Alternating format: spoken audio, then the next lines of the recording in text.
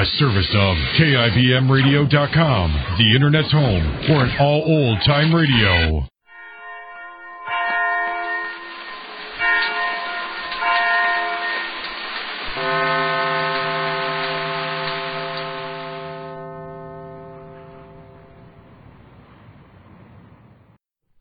This I believe.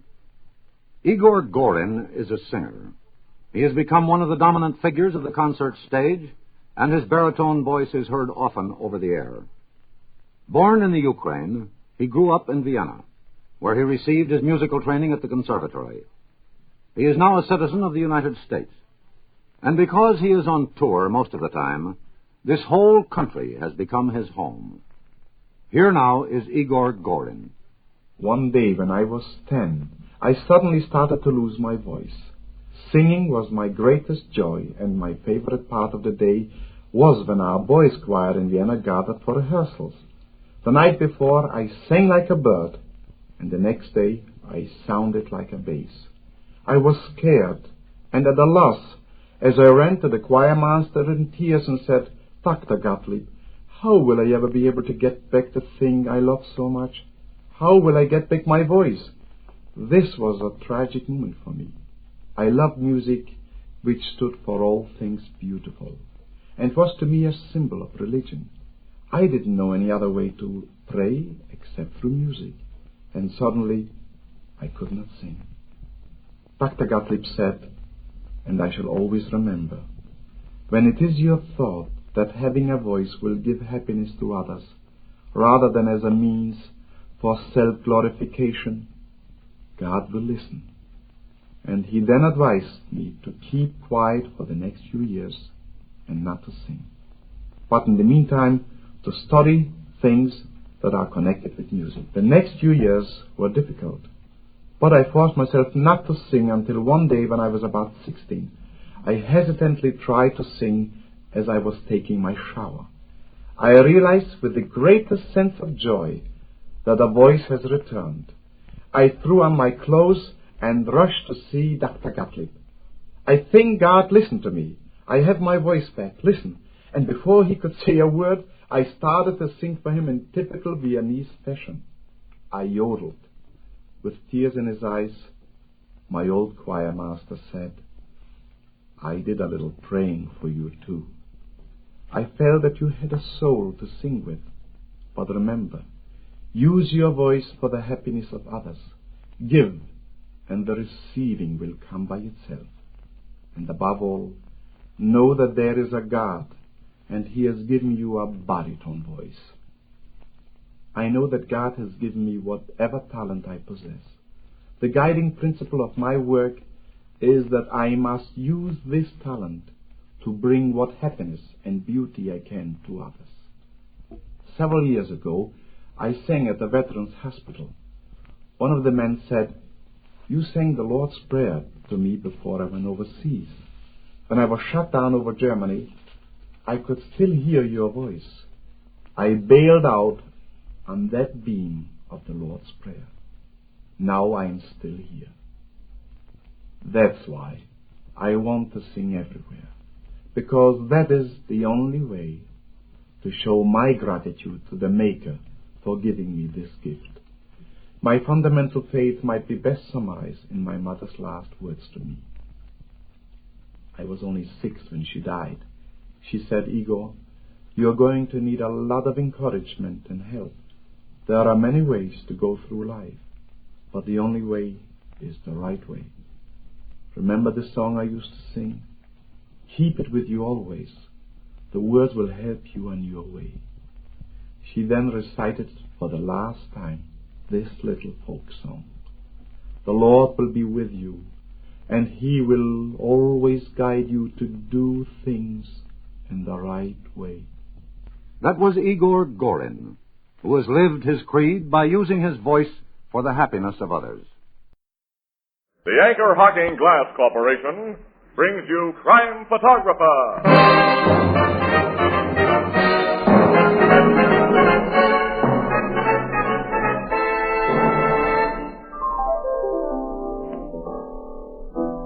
Hiya, Casey. Hi, Ethelbert. Well, I see you got the windows and mirrors all dolled up again for the holiday. Yeah, the same guy comes every winter and paints them for us. Like little Jack Frost. Huh? You remember, when you were a kid, they told you Jack Frost painted those ice flowers on the window. Hey, that's a good one. I'll try it on Tony. Hey, Tony. Yeah? Who's the famous artist that paints on glass? Oh, that's easy. Jack Frost. And speaking of glass, everybody knows that Anchor Hocking is the most famous name in glass.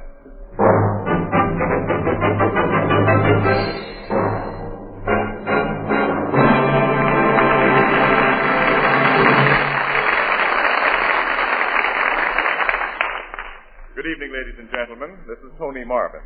Every week at this time, the Anchor Hocking Glass Corporation of Lancaster, Ohio, and its more than 10,000 employees bring you another adventure of Casey, crime photographer, a cameraman who covers the crime news of a great city. Written by Alonzo Dean Cole, our adventure for tonight, The Life of the Party.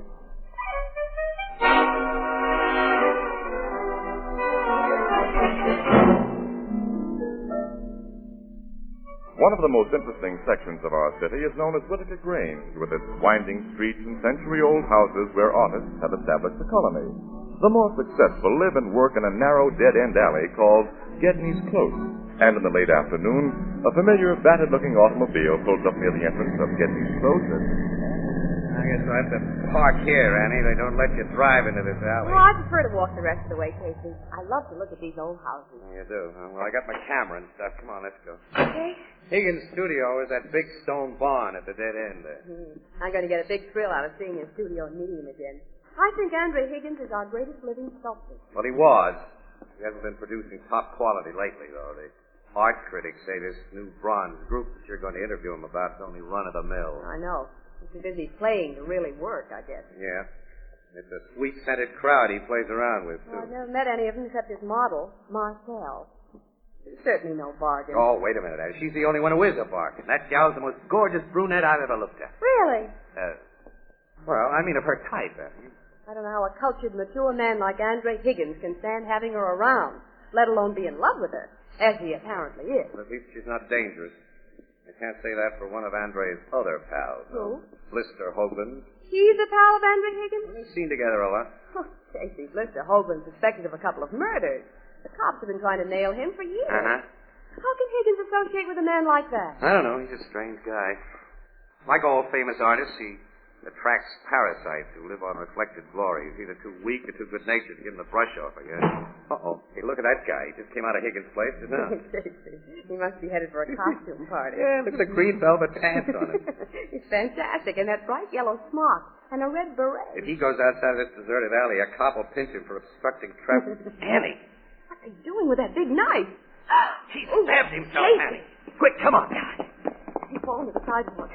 Oh, I can see the knife handle sticking out of his chest. And his blood. He drove that blade right into his heart. Has he?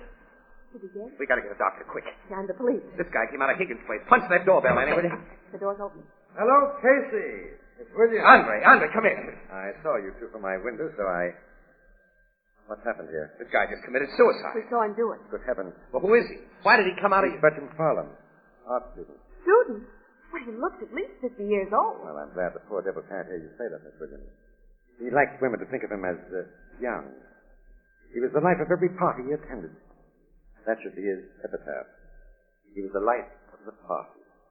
Poor fellow. Well, he's gone, and there's nothing we can do to bring him back. Come inside and meet some friends of mine. We're having cocktails. What can I make for you, Miss Williams? Mr. Higgins. Wait a minute, Andre. You knew this guy. He just killed himself in front of your door. And it was most inconsiderate of him. Oh, I know you think I'm callous, but I'm a realist. Well, now that I've spoken so frankly, how about a cocktail? We'll skip it. Definitely. Well, now, apparently I've shocked you. My guests are coming out. Why are you staying outside so long, Andre? Yeah, what's the big idea? Andre, I want you to make me another drink. Oh, Casey. Hello, Marcel. Oh, mon Dieu. Why is Bert lying on the sidewalk? He committed suicide, Marcel. Suicide? A knife in his chest. He stabbed himself, Tom.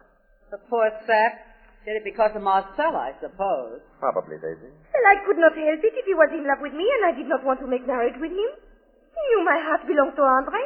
He should have. You tell the world your heart belongs to Andre when Andre's around. How do you mean that last part, Casey? Never mind.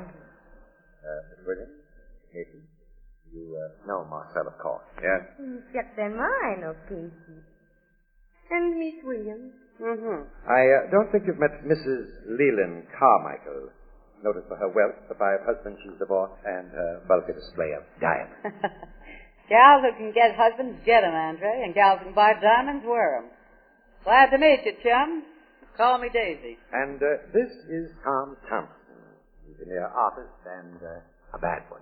Candor can sometimes be more unpleasant than refreshing, Andre. Nice to know you, Miss Williams. Mr. Casey. Thanks. Now let us all go inside and get a drink. Oh, wait a minute. We'll have to do something about poor Bert, won't we? Oh, that's Father Lemley. Oh, I've never met such a callous, inhuman people in my life. Neither have I. And Higgins, I never could figure you, but I kidded myself you were a right guy. Now I see you're nothing but a louse. As for these characters you call your friends, why, get out of my way. I'm going into your joint and call the cops. And I'm going with you. What? Oh, they're laughing. Yeah. Annie, look at the dead guy. He's getting up. The handle of that knife still sticking out. It's a gag.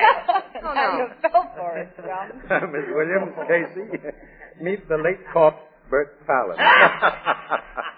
Oh, me. If you could have seen yourself when you thought I'd done a harikari. The old collapsible knife trick and a little red ink to make it look better. Yeah. The knife blade slipped into the handle when I hit myself. See? You've been a fine pair of dopes, Casey. You don't pay a thing. Bert cooked up the joke when I mentioned you were coming, and we watched for you. Why, I hope you're not sore. Oh, no, anything but. We can take it. And you certainly handed it out. Yeah. Oh, you'll get a laugh on somebody else before you leave here. I'll see to that. You can depend on Bert. He's quite a prankster. Yeah, I know a million gags. Our little Bert loves fun. Well, why shouldn't I, Daisy? Fun never hurt anybody. That's a debatable question. What do you mean, Tom? Oh, do not talk so much, Bert. Let's all go inside. Come on, I want a drink. Let's go in, Casey. Miss Williams? Oh, close the door, Tom, and keep the common people out. What a lovely studio you have, Mr. Higgins. It's so big. Oh, thank You can lose yourself in this barn. Say, where's Blister? I forgot that. Here I am. Oh, he's sitting behind that statue. Miss Williams, Casey, let me present Mr. Hoagland. We already know Blister Hoagland. How'd you like the gag they pulled on you, Casey? It's pretty good, huh? Good enough. We fell for I it. know. I was watching from the window. Why didn't you come outside with the others? You'd have made the gag better. Just how? Well, if I'd seen you around, I'd have thought Bert Fallon's phony suicide was a murder. Why would you have thought that? You've done several jobs of killing, haven't you? Cops never proved it. They'll get the goods on you someday. Your luck will run out. I don't like this kind of talk. Blister. Okay, Andre, I'm a good-natured guy who never loses his temper. Casey's sore because Bert's suicide gag made him look like a sap, and he's trying to needle me to get even. But I'm a good sport. I can take things as they come and laugh. Oh! My foot's on fire! Hot foot gag, Blister.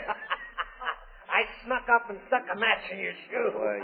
I told you, Casey, you'd get a laugh on somebody You else. lousy little... Down out. Let him go, Blister. Let go of him or I'll have. Okay, Casey. Sorry, everybody. The joke's on me. Have a drink with me, Bert, old pal. Let's all have a drink. Come on. Hey, Andre, maybe one of my specials. Blister would have killed that little man if you had stopped him, Casey. Yeah. We really stepped into something when we came here today. I'll say we did.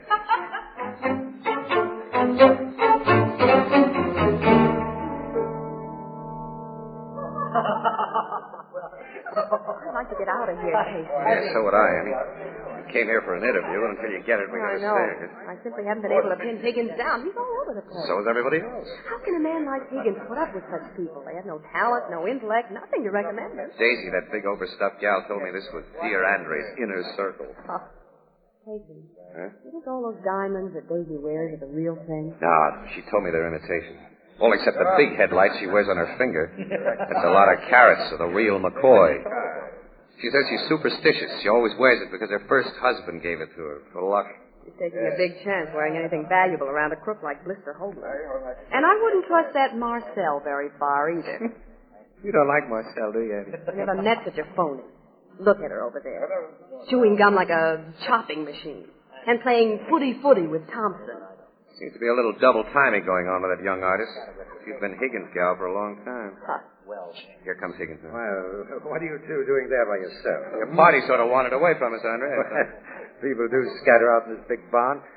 Come on, the barn. Let me fill your glass. No, thanks. We're working people. I got to get that story from you, Mr. Higgins. Now, you can pry me with questions over the next drink, Miss Williams. Is that a promise? Definite promise. Come on now. Well, okay. Hi, Daisy. I found him in the jungle, and I'm bringing him back alive. Good hunting, chum. Marcel, Tom, you gather around, too. Tommy, Andre wants us. The master's voice. I'm not going to get that interview, okay? Not right now. Blister! What do you want? I'm gathering the clan. Come to the bar. I was grabbing a nap. I'm gathering the clan. I'm bringing in the sheep. Higgins has gotten himself a snoop boy. So is Daisy. Look at her. Now that we're all together, Now, quiet, all of you, please. Now that we're all together, my dearest friend. We're not all here. Where's Bert? Oh, yeah.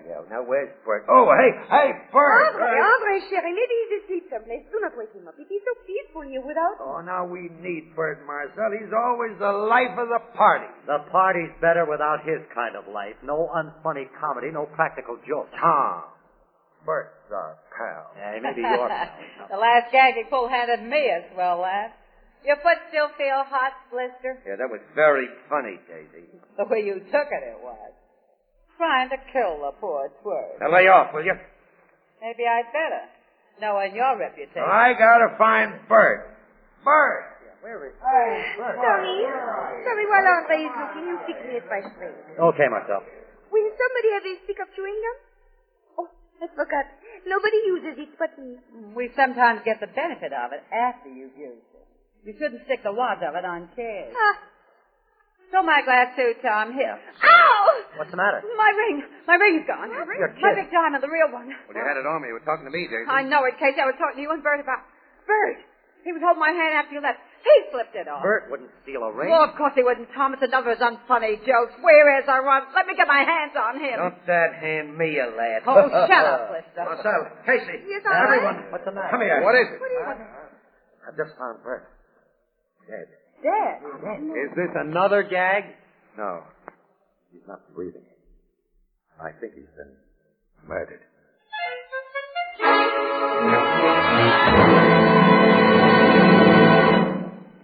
Our story will continue in just a moment. Nothing is quite so comforting as a good hot cup of coffee, particularly the first thing in the morning. But that's the very time of day when everyone is in a hurry. Well, here's a way to enjoy delicious coffee with no fuss or bother of any kind, and in a matter of moments. Simply take a cup, a spoon, and a glass jar of soluble coffee. Put a spoonful of coffee in a cup, and add hot water, and that's all there is to it. But make sure to buy your soluble coffee in a glass jar. Glass jars are easy to open. A quick turn of your wrist, and the coffee is ready.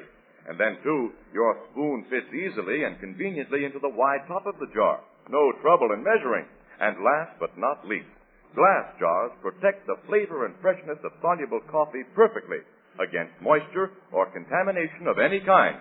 Now, most of the better packers of soluble coffee protect their products by using clean, sanitary Anchor glass containers and Anchor caps.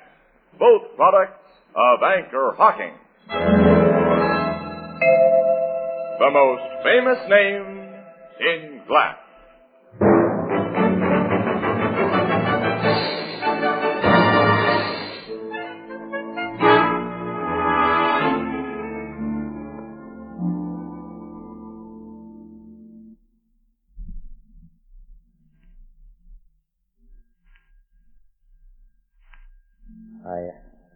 I found him lying here, behind the statue, just as you see him, Casey. Oh, he's dead, all right. A knife through his throat. In just the right spot, Anne, so he'd make no sound. But who could have killed him?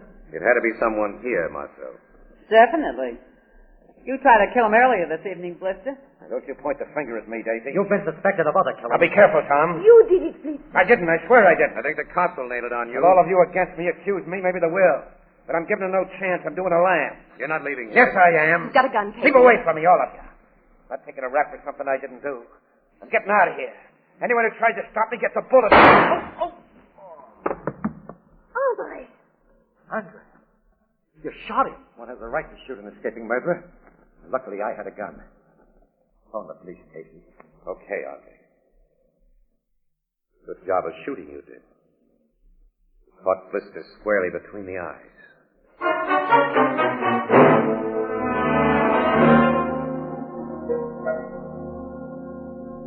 That's the complete story, Casey.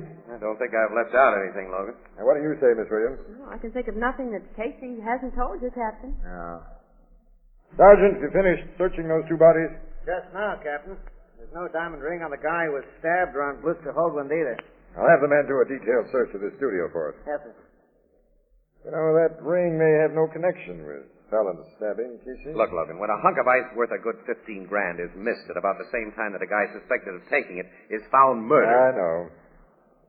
Casey, do you think Blister killed Bert? Well, Logan, I did. I fell into line with everybody else who was accusing him because I wasn't thinking then. Well, now I don't know. But you'll testify that Higgins was justified in shooting Blister. I'll have to. The guy was a murder suspect. He threatened us with a gat, and he tried to escape. No, I'd have shot him myself if I'd had a gun. Not as accurately as Higgins did. Yeah, it was good shooting. Higgins told us he does a lot of pistol practice. Yeah, he told me that when he showed me his permit for the gat he used.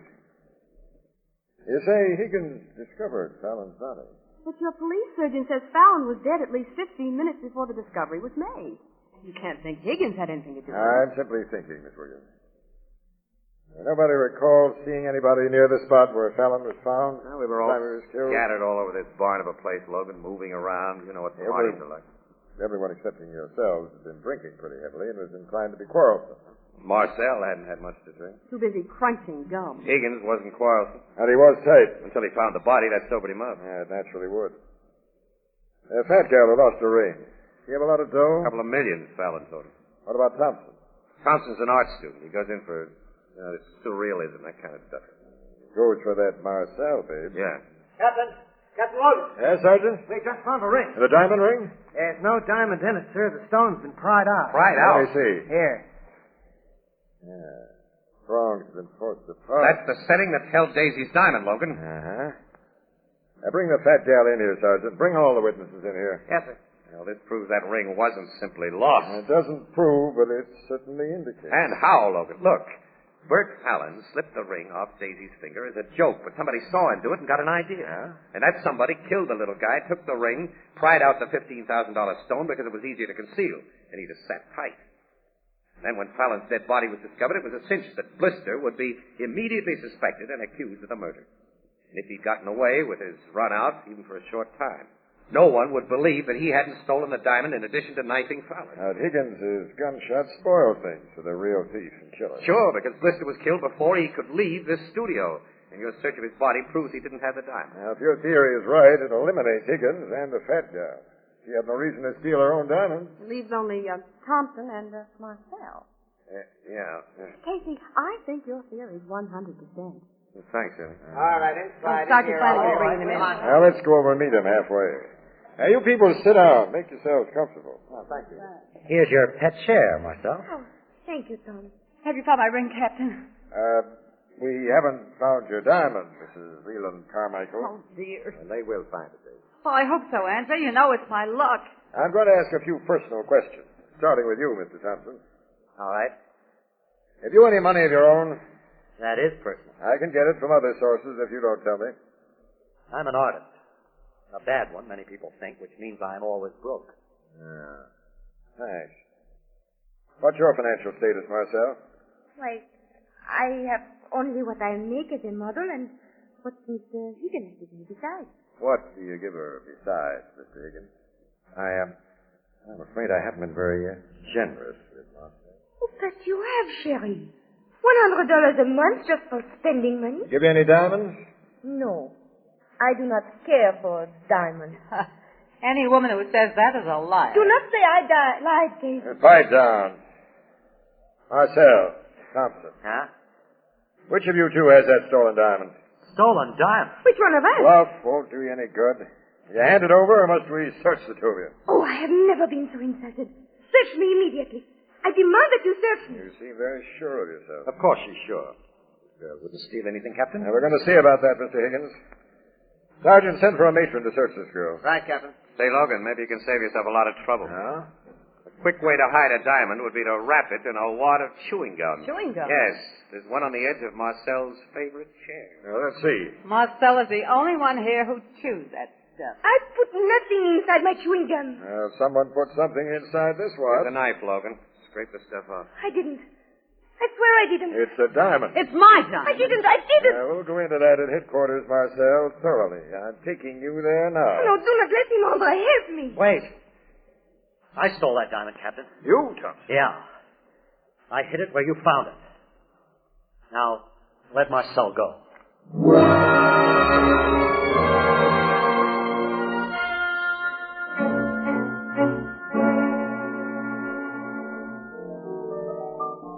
You think this Thompson's confession was just a noble act, huh, Casey? Oh, sure. Of course it was, Ethelbert. So is Logan. So am I. Thompson's so crazy about that phony Marcel, he'd go to the chair to protect her. Maybe they both done it together. You say the suspects was eliminated down to just them two? On the basis of my theory. But I can't see her doing it cold-bloodedly for no better motive than a diamond too hot to wear and too hot to sell. Well, she could have had a double motive, Casey. You and Miss Williams say the dead guy was one of them practical jokers. Ain't you ever wanted to knock off one of them pests? Ethelbert has something there, Casey. Yeah, maybe a lot. Excuse me, I'm going for a walk. I'll go with you. No. I want to be alone. Think.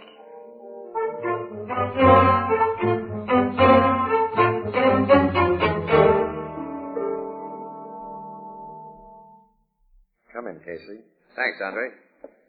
Hope I'm not disturbing your work. Well, I'm scarcely in the mood for work after what happened here last evening.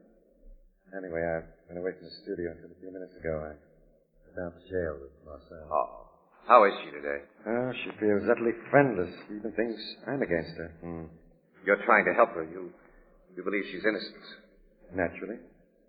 How does she feel about Thompson? The idiot's phony grandstand confession strengthened the circumstantial case against her. That was the net result of it. Mind if I sit down on this? Oh, yes, please do. Are you paying me this unexpected but welcome visit as a newspaper man or as a friend, Casey? This is a guy. Oh. Hey, Andre, what's your frank opinion of Mrs. Leland Carmichael, Daisy? Why, all around good fellow? Very superstitious, isn't she? That's right. And so I gathered from her talk about that ring. She kind of got on my nerves last night. She's too common. She's too bossy. Well, Daisy can be a bit trying. Yes, and Marcella, $1 million worth of looks and quarters worth of brains. And she'd be hard to take as a steady diet. Now, really, Casey, Lister was hard to take, and Thompson and Bert Fallon. But all these people had fastened onto you like leeches. What are you driving at? Just this. You saw a chance to get rid of all of them in one sweep last night, and you took it. You got Daisy's diamond, you planted it to frame Marcel, you killed Fallon, and then Blister, so you could be free. How will you prove this idea of yours? The cops will prove it when I sell them. You haven't done that yet. No. I wanted to spring it on you first and see how you'd react. Your face has told me that my theory is good. What does this reaction tell you? I thought the cops impounded that gun you killed Blister with. They did. This is another. No one else will realize the motive for what I did. I didn't kill for profit or because of hatred. I simply had to be free of the friends who were wrecking my life. They were driving me mad. I was too weak, too cowardly to send them away. Now you threaten my freedom. So I must kill again. No, you don't. You broke out his gun, Sergeant. Get the cuffs on him. Yeah. Oh, hold on, Captain.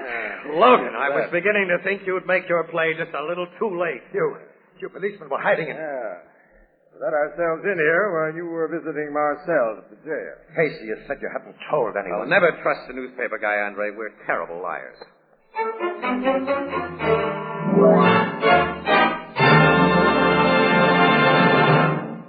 We'll join the crowd at the Blue Note in just a moment. 1 week from tonight, when we join you on the air, it'll be Christmas. but there are still 5 shopping days ahead, and if you put off any of your Christmas shopping until this last hectic week, here's a very simple solution. Between now and Christmas, your favorite chain store, department store, and other stores selling chinaware and glass will be featuring the amazing new Anchor Glass heat-proof dinnerware known as Jadeite, and that's spelled Jadeite, Jadeite. Now, Jadeite has the beauty of fine Chinese porcelain. It has the color of oriental jade, yet it's as sturdy as the Fire King oven glass you use for baking. And Jadeite prices will be particularly easy on your Christmas budget. For instance, a complete 35-piece service for 6 costs less than $5. And Jadeite in open stock is unbelievably low in cost. So be sure to ask for Jadeite by name. Jadeite, the newest triumph of anchor hocking. The most famous name in glass.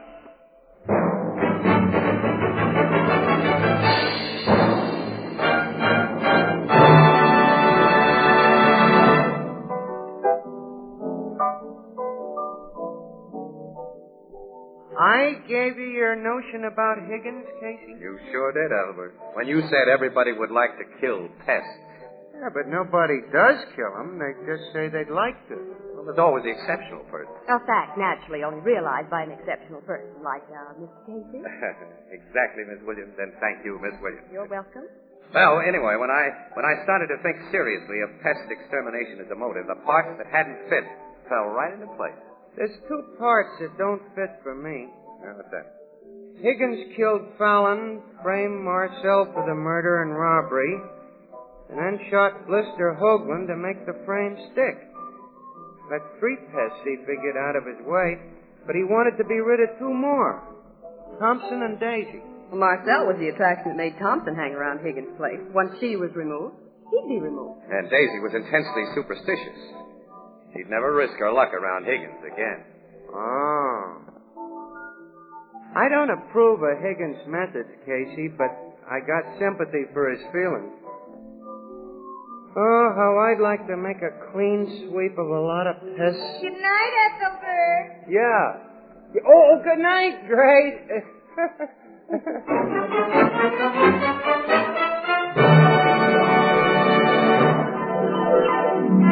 Crime Photographer, starring Stotts Cotsworth as Casey, is brought to you each Thursday by the Anchor Hocking Glass Corporation, makers of Fire King oven glass, Anchor glass containers, Anchor caps and closures, all products of Anchor Hocking, the most famous name in glass.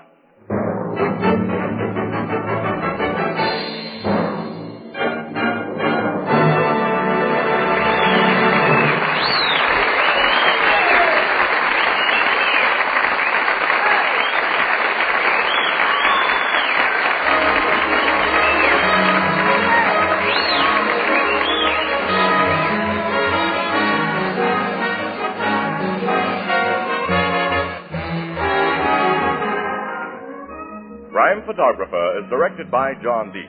The original music is by Archie Blyer, and the program features Miss Jan Miner as Anne and John Gibson as Ethelbert. Herman Chittison is the Blue Note pianist. Salvation Army kettles are here. Help bring the other million a bit of Christmas cheer. Let's make this Christmas a happy one for our American kids by dropping a coin in a Salvation Army Christmas kettle.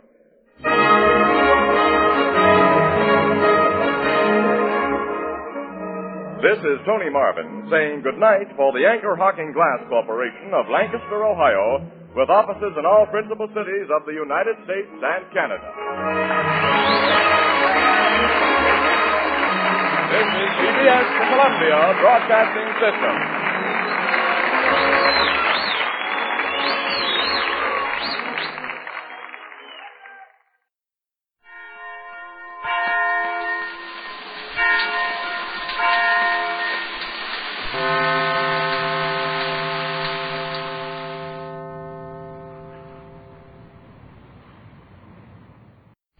This I believe.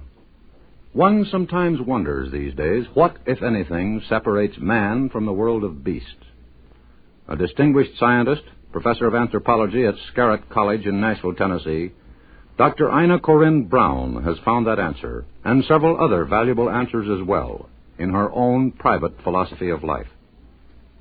The cornerstone of my own value system was laid in childhood by parents who believed that personal integrity came first. They never asked, what will people think? The question was, what will you think of yourself if you do this or fail to do that? Thus, living up to one's own conception of oneself became a basic value, and the question, what will people think, took a subordinate place. A second basic value, in some ways an extension of the first, I owe to an old college professor who had suffered more than his share of grief and trouble. Over and over he said to us, the one thing that really matters is to be bigger than the things that can happen to you. Nothing that can happen to you is half so important as the way in which you meet it. Gradually I realized that here was the basis of the only real security and peace of mind that a human being can have. Nobody can be sure when disaster, disappointment, injustice, or humiliation may come to him through no fault of his own. Nor can one be guaranteed against one's own mistakes and failures. But the way we meet life is ours to choose. And when integrity, fortitude, dignity, and compassion are our choice, the things that can happen to us lose their power over us. The acceptance of these two basic values led to a third. If what one is and how one meets life are of first importance, one is not impressed by another's money, status, or power, nor does one judge people by their race, color, or social position. This opens up a whole new world of relationships, for when friendships are based on qualities of mind and character, one can have friends among old and young, rich and poor, famous and unknown, educated and unlettered, and among people of all races and all nations. Given these three basic values, a fourth became inevitable. It is one's duty and obligation to help create a social order in which persons are more important than things, ideas more precious than gadgets, and in which individuals are judged on the basis of their personal worth. Moreover, for this judgment to be fair, human beings must have an opportunity for the fullest development of which they are capable. One is thus led to work for a world of freedom and justice through those agencies and institutions which make it possible for people everywhere to realize their highest potentialities. Perhaps all this adds up to a belief in what has been called the human use of human beings. We are set off from the rest of the animal world by our capacity consciously to transcend our physical needs and desires. Men must concern themselves with food and other physical needs, and they must protect themselves and their own from bodily harm. But these activities are not exclusively human. Many animals concern themselves with these things. But when we worship, pray, or feel compassion, when we enjoy a painting, a sunset, or a sonata, when we think and reason, pursue ideas, seek truth, or read a book, when we protect the weak and helpless, when we honor the noble and cherish the good, when we cooperate with our fellow men to build a better world, our behavior is worthy of our status as human beings. That was the creed of Dr. Ina Corinne Brown, an anthropologist of Nashville, Tennessee. A native of Texas, she is a scholar who has traveled widely over the world, including Africa, India, and the Orient, to gain her knowledge of people. One suspects Miss Brown's warm wisdom comes more from actual experience than books. And as she herself indicates, one does not have to be a scholar of the science of man to discover the human use of human beings. Crime does not pay.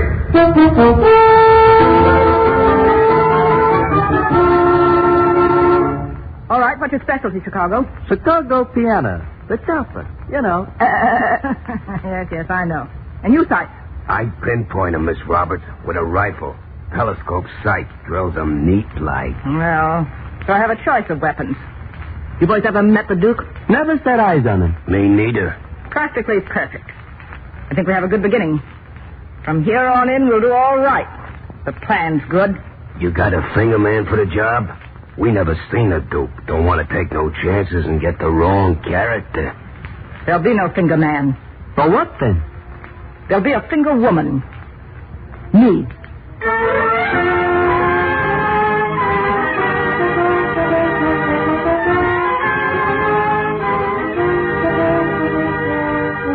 In the interest of good citizenship and law enforcement, we present Crime Does Not Pay, based on the famous Metro-Goldwyn-Mayer series of short subjects.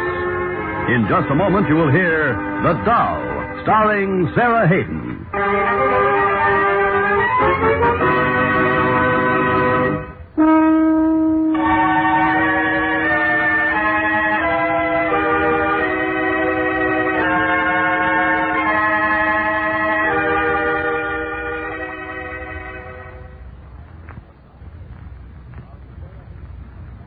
Now, Crime Does Not Pay, starring Sarah Hayden as Diane Roberts in The Doll.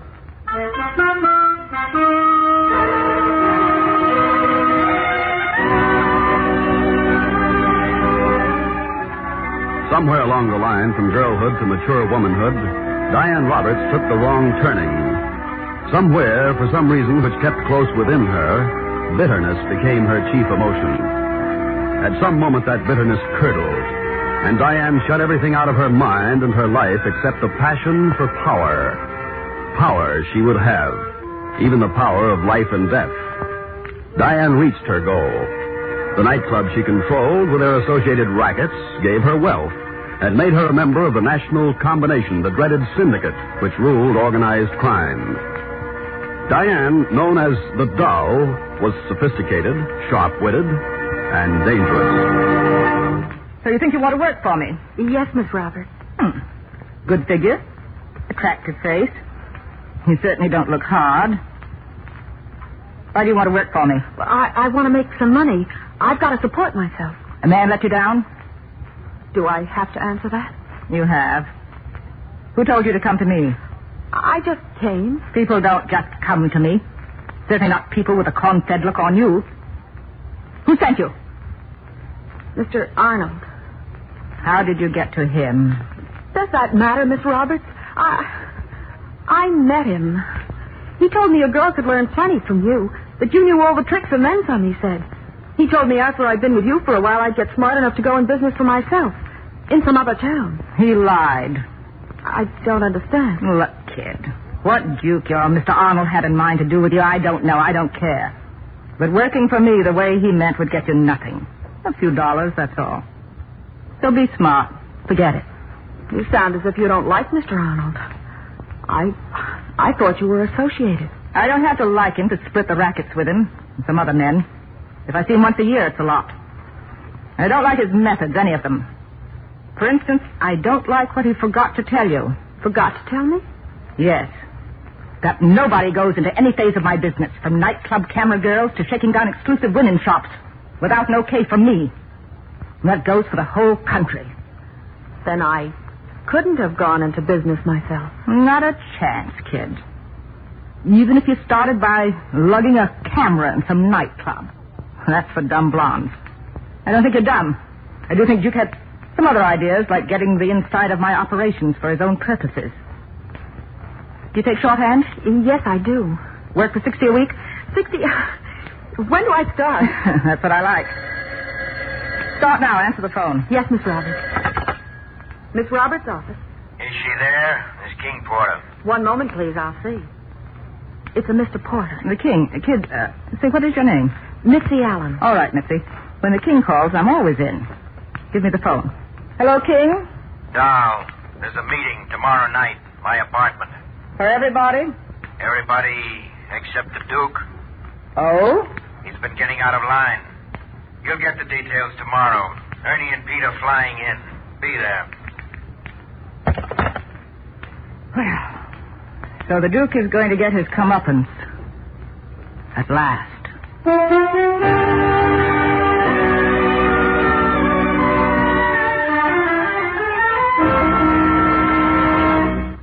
I want the Duke. Why, King?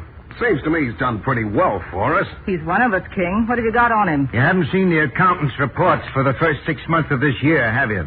The Duke falling down on the job? He's getting too good for himself. You got the sheets, King? Now, see for yourself, Ernie. Yeah, I see. Number of jukeboxes up. Take is reported down. Hey, what's this sheet? It's just a little survey I had made. It's evidence. Pinballs. And slot machines, too. Which rather cuts in on your part of our deal, doesn't it? Getting big for his britches, isn't he? Has he been making book on the side? Not yet, but that's in the cards, too, I'd say.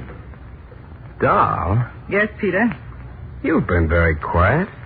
Why make talk when it's obvious the king is right? Well, you said it yourself. He's one of us, just under the hood. And that makes it worse if we can't trust each other. Any sign of the Duke having plans in your direction, Doll? As a matter of fact, there has been a sign. He sent a girl to me for a job. I have an idea he meant to use her somehow. And she's working for me, but not for him. You sure? I'm sure. All right. Our boy seems to have big ideas.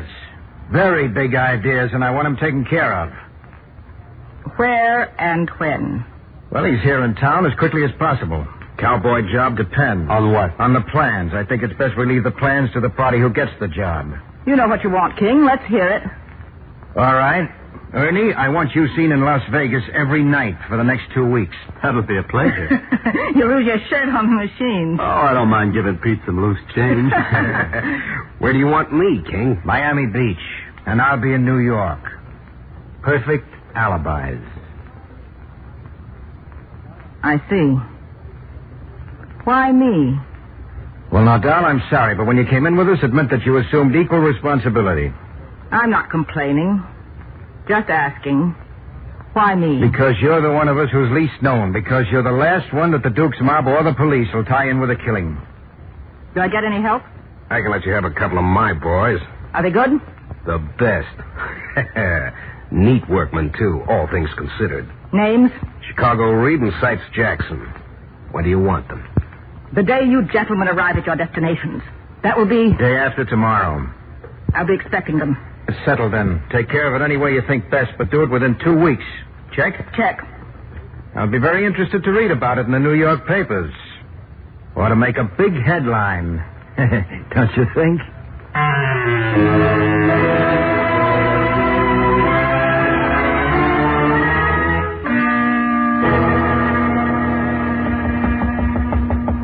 Come in. Yes, Mitzi? 2 men are outside. Nice looking? Not very. They want to see you. Names? No. One of them said to tell you they want to give you regards from Mr. Vincent. Well, right on schedule. Send them in, Mitzi. Stay out yourself. I don't want to be disturbed by anything. Except, of course, the king if he calls. Yes, Miss Roberts. You may come in, gentlemen. Care to identify yourselves, boys? I'm Reed. Chicago Reed. Jackson's the name. Sites Jackson. Know what you're here for? A job. We figured it was important. Pete just said go to the doll. She's the boss on this one. You care how big the target is? The bigger they come. We want the Duke. Well, I thought it wasn't no small-time gorilla. Any hesitations? You want a job? We do it. All right. What's your specialty, Chicago? Chicago piano, the chopper. You know. Yes, I know. And you, Sight? I pinpoint 'em, Miss Roberts, with a rifle. Telescope sight drills 'em neat like. Oh, so I have a choice of weapons. You boys ever meet the Duke? Never set eyes on him. Me neither. Practically perfect. I think we have a good beginning. From here on in, we'll do all right if the plan is good. You got a finger man for the job? We never seen a Duke. Don't want to take no chances and get the wrong character. There'll be no finger man. For what, then? There'll be a single woman. Me.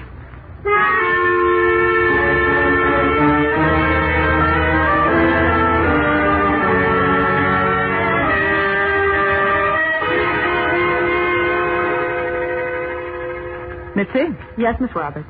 Get me this number. On this phone, not through the switchboard. Yes. Oh, something surprised you? It's Mr. Arnold's number. This surprises you? Why should you call him? Purely a matter of business. Of course, Miss Roberts. You recognize his private number. He gave it to me. Wouldn't let me write it down, made me memorize it. Apparently he expected you to use it. I guess so. But since I've been with you, I haven't. I know that. Yeah? Mr. Arnold. Baby, where you been? Miss Roberts calling, Mr. Arnold. Here he is, Miss Roberts. Thank you. Hello, Duke. The doll. Well. Miracles do happen. Looking for a date, doll? I want to talk business with you, Juke. I get it. The king's in the big town, Ernie's in Las Vegas, and Pete's in Miami, or so the papers say. And while the cat's away, the mice can play. Right? Possibly. When and where can I see you, Duke? How about my place? Tonight. You don't waste time, do you? Not with the girls, doll. How about tonight? I'll be there. Miss Roberts, you're going to him? Isn't that like the fly and the spider? You might put it that way, little one. With a slight twist in reverse. This time, the spider is going to walk into the parlor. The Black Widow spider.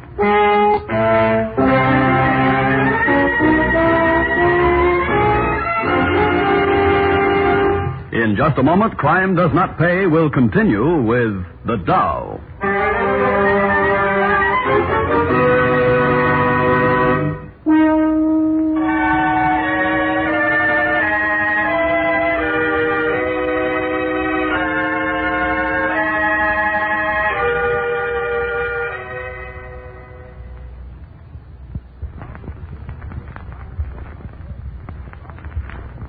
Now we continue with Crime Does Not Pay, starring Sarah Hayden as Diane Roberts in The Doll.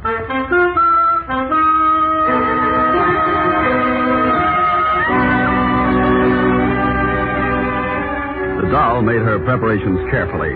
There was no actual plan as yet, merely the hazy beginnings of an outline. But Seitz drove her car, and Chicago was only half a block behind in another car when she went calling on the Duke. He opened the door for her himself. She walked into his living room, looked around. You have excellent taste, Duke. I like your place. Not mine. I pay the best decorator in town to pretty up the joint. Wonderful what money will do, isn't it? Oh, the chairs not only look well, they sit well. Drink? No, thank you. Cigarette? Not just now, thank you.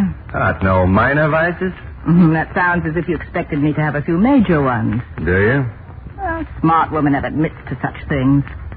She expects a man to find out for himself. This is the first chance to find out anything about you. Didn't you try? With the Allen girl? I had some such idea. Missy's smarter than I thought. She's bright. She's bright enough to know that loyalty pays off in the racket. To a point. To a point. You interest me, Diane. What did you call me? Diane? Why? That's the first time in years. Why? Because for some reason, you're not the doll tonight. You ought to be as hard as the diamonds you're wearing, but you're not. Why did you expect me to be hard? And the few times I've seen you across the table at our meetings, it was just as if a man was sitting in your place. Tonight, you're all woman. That'll be enough of that. Why, Diane? Afraid to be a woman? I came here to talk business. Wearing that perfume? Oh, stop it, Duke. I'm 10 years older. Not tonight, honey. Tonight, you're Diane, who's surprised at herself and a little afraid of herself. That's a line, Duke. I'm old enough to know. Ah, but you love it, don't you? Duke, how about a deal? You'd like to cut in on my business. I'd like to expand into yours. We might pick up some of Ernie's and Pete's as we go along. We could even get the king out of the way. You're not making much sense, Diane. I suppose I'm not. What would Mitzi do in a situation like this? Mitzi? Well, she'd relax. Wait. Relax and wait. Yes. She'd let the moment take care of itself. Period. I see. Period. No, my mistake. Not period. Colon. The punctuation mark, which means as follows.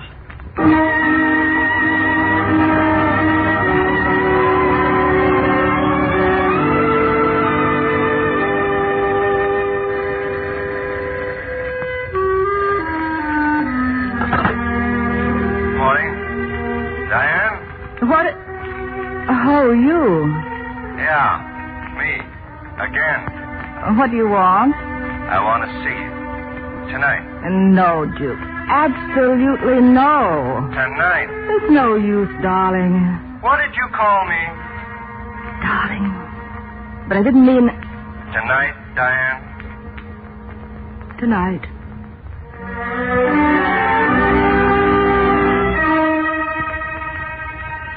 It's taking a little time, King. I've got to soften him up first. Now, look, doll, it's 3 days past your 2 weeks. I want the Duke. And I want him in 48 hours, you understand? I may not be able to deliver him. Cut that out. You want me to believe you're making a deal with him? Oh, you know I'm not. All right, but I'm beginning to need proof. Proof from me? Yes, I want the Duke. 2 days. Now make up your mind, doll. It's him or both of you.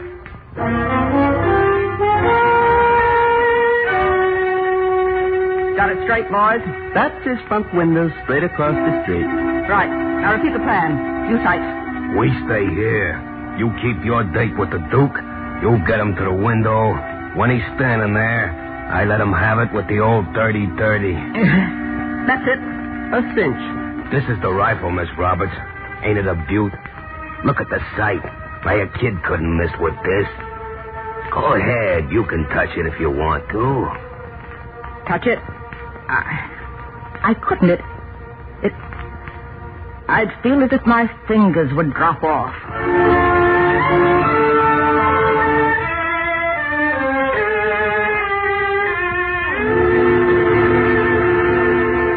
You know, Di, I used to go for all the young babes.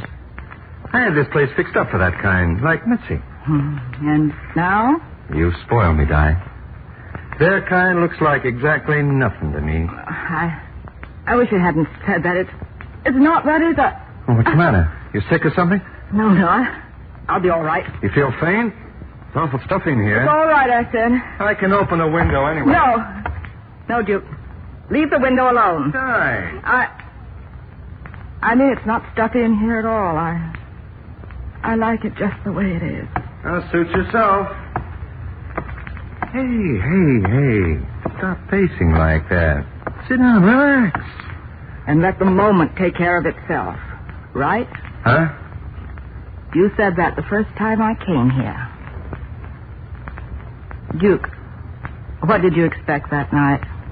What I'd always seen before. The doll, ready to do business on a big scale. All business. Sharp, dangerous. Dangerous. You are. You're dynamite. Die for dynamite. But not in the way I expected. Darling, you sure put me out of circulation. Me, the Duke, who never dated a day more than twice. Stop it, Duke. I can't stand it. Oh, what is this? Conscience? There's nothing on my conscience. I don't believe I have one. I killed it long ago when you were in knee pants. If this isn't the silliest conversation... Listen. Come here, sweet. We got better things to do than No, talk. don't. Oh, what are you, hysterical? Let me get to that window. Get away from it. Yes. I want to open it. No, Duke. It's cold. I want to stay warm. Excuse me a moment, Di. Yes? Mr. Arnold, is Miss Roberts there? Hold the phone. For you, Di. The Allen girl. Don't you want to answer? All right. Yes, Mitzi? Miss Roberts, it's the King on the other phone. He wants to know if... Duke! Get away from the window!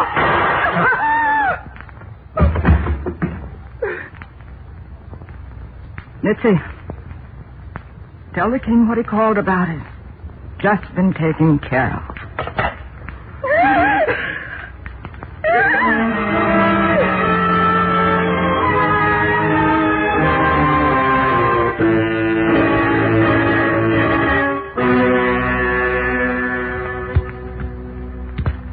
Let's see him, Chicago.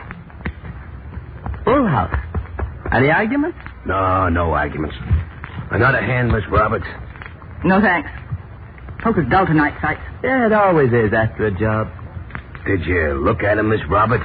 Was it a neat job? Practically perfect. It's a swell club you got here, Miss Roberts. It's real class. Best thing about it, now the doorman and the head waiter. They'll swear on a stack of Bibles we've been playing poker here all night. You think of everything, Miss Roberts. You sure do. Do I? How about a little excitement, a real game? Give me a chance to win back what Chicago took from me? Not tonight. I'm hot tonight. No. A different game. Look. Hey, that's no lady's gun. Police positive. 38 special. My own. The king gave it to me when I joined the National Combination. You boys game? For Russian roulette? I don't like to play with guns. One chamber is loaded. You know the game. Spin the cylinder, hold the muzzle to your head, pull the trigger. 5 chances to 1, you'll live. Well, Afraid to take a dare? Who, me? Give me that gun. No, sir. Shut up. Here goes nothing. He got it. He got it. Like he gave it to Duke. In the head. You next try? I ain't so sure only one chamber was loaded. I want to see that gun. See it, Chai. Look down its muzzle. Look carefully. You were right. All 6 chambers were loaded. You're nuts. You're a crazy, nutsy Dave. You're crawling, Chicago. You're so scared of dying, you're crawling. Oh. Both of them. Okay, Duke. Now myself. You're a fool. That's not the way. It leaves the king and the other 2 behind.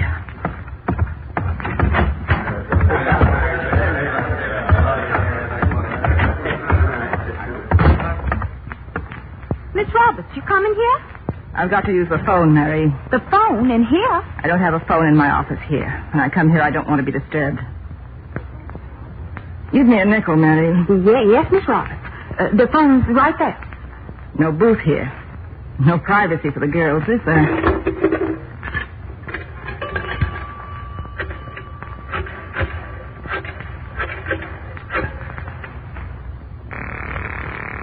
Can I get you something?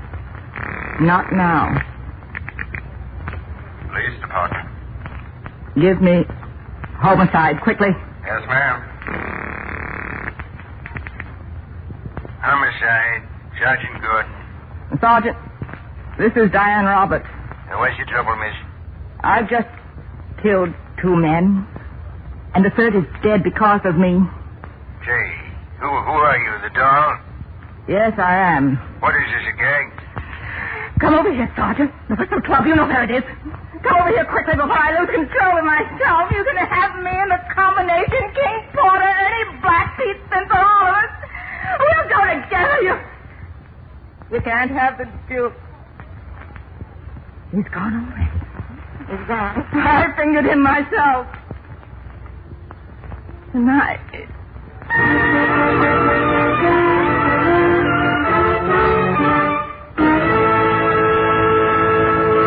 Crime does not pay.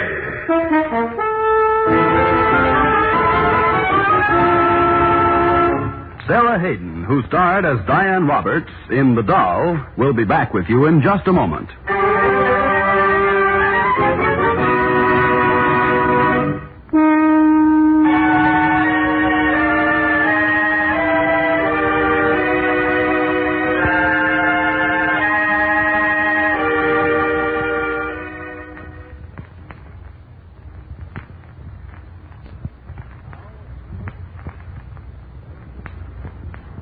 Now, here in person is Sarah Hayden. Diane Roberts bore a grudge against the world. She chose the way of violence and crime to work out that grudge. And like most people of this type, she came to the point where she found the violence had turned upon herself. That her way of life was unbearable. That nothing was left to look forward to except the end. Diane Roberts learned too late, as most men and women of her ilk always learn too late, that crime does not pay. Thank you, Miss Hayden.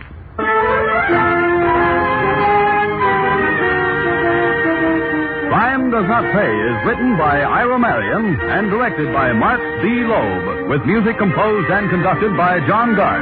Technical advisor is Burton B. Turtis. The events, characters, and names used in the story you have just heard are fictitious. Any similarity is purely coincidental. This is Bob Williams speaking.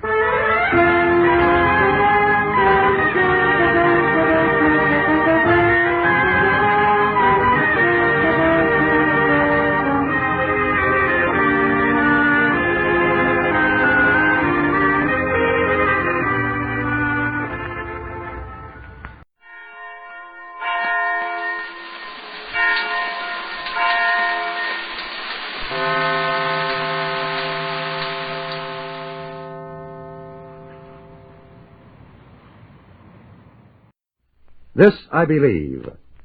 Mr. Irakli Orbeliani is a native of Georgia.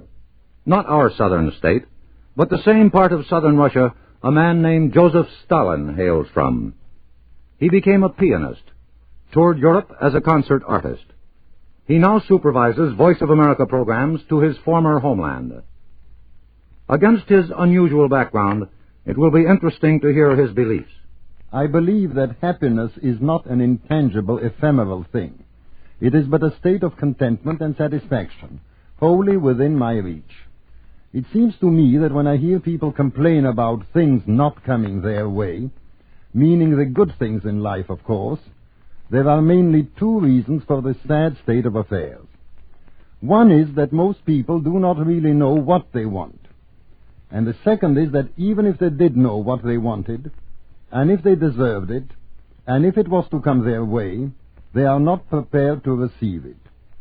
For I believe that the universe is governed by an unbreakable law of equilibrium and just retribution. Cause and effect, ebb and flow, harmony, balance are real things. Since the earliest days of my adult consciousness, I have been greatly impressed by the following aphorism of the 12th century Georgian poet Shota Rustaveli: "That which you give away is yours, that which you keep is lost." As years went by and as I matured, the more keenly I became aware of the great truth and wisdom contained within these few words. I cannot only expect to receive, I must also give. One cannot be only a receiving station. One must also be a transmitting station. Then only will all my doors be unlocked and things can come my way. But then, of course, I must be fully deserving of that which I am to receive. I believe that every man should search his conscience very thoroughly and try to determine whether he really deserves that which he expects. What have I done to justify its bestowal? Of course, the most that any person can do is to try to do his best. We undoubtedly all do a certain amount of harm around us unwittingly, but we can at least resolve not to do any willfully. I think that at any moment of my life, I should be ready to give an unblushing account of my actions. I very often play a little game of imagining myself being questioned by a gathering of judges. This helps a great deal. One really thinks twice before acting. But how to be sure that my thoughts and my decisions are the right ones? This is where, I believe, painful as it may be to my human pride, I must accept and admit the existence of a wisdom far superior to my own. I must recognize the existence of a force far above and beyond the limited powers of my understanding. It matters little whether I call this force God or a supreme being, as the French did during the Revolution, or give it any other name. The important thing is never to lose contact with this only true source of guidance and vision, and to pray for more knowledge, better understanding, and greater awareness. If I can achieve this, I shall be at peace with myself, and to find peace is to be happy. In an answer to a query about the Constitution, Benjamin Franklin said, "We gave you a republic. It is up to you to keep it. I have been given a beautiful world. It is up to me to keep my part of it. I believe that I can if I go about it in the right way." That was Irakli Orbeliani, Russian-born staff executive of the Voice of America, who has kept a clear focus on happiness through a varied career.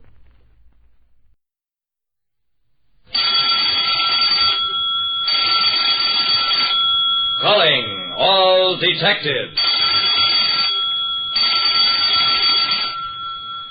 Some people have strange ideas of protection. I once had a case that involved a thief being set to catch a thief. That is the situation on this page from my casebook. The casebook of Jerry Browning, private detective. A private detective like me, Jerry Browning, never believes in old sayings. As, for instance, set a thief to catch a thief.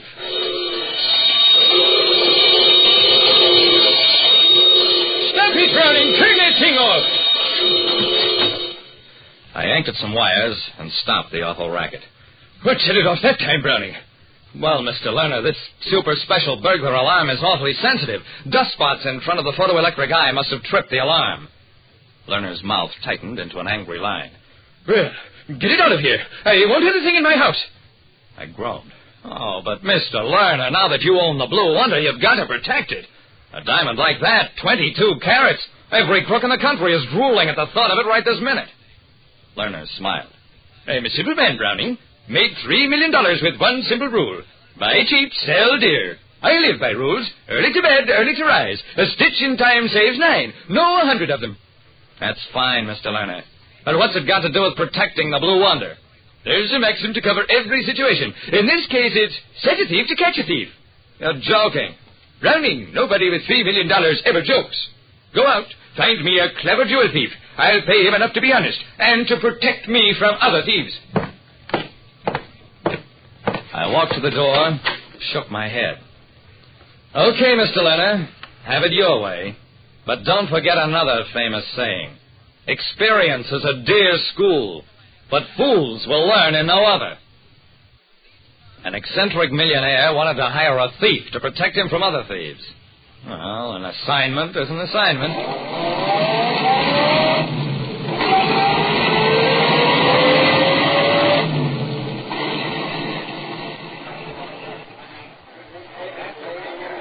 I found the man I was looking for, Velvet Joe Acton, at a waterfront bar. I walked up to him, put my hand on his shoulder. It's a lie! I didn't do it! I got an alibi! Velvet turned around and gave me a sick smile. Honest, Jerry. Whatever it is, I ain't guilty. Relax, Velvet. How would you like to make an honest buck, guarding the Blue Wonder? Sure.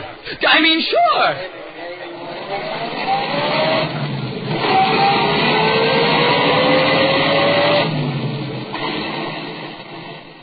All the way back to Lerner's house, Velvet kept assuring me that he was getting old and slowing down, that he'd thought of going straight several times.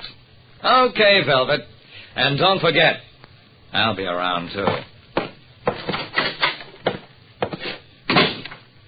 After a long cross-examination of Velvet, Mr. Lerner appeared satisfied that I'd picked the right man. He led the way to a safe and let us see the Blue Wonder in all its blazing beauty. While Velvet and I were examining it, Lerner strolled over to a table that held a white crystal vase filled with flowers. He picked a tiny rosebud, put it in his lapel, then faced us again. That will be all, Browning. Velvet will stay here as custodian of the Blue Wonder.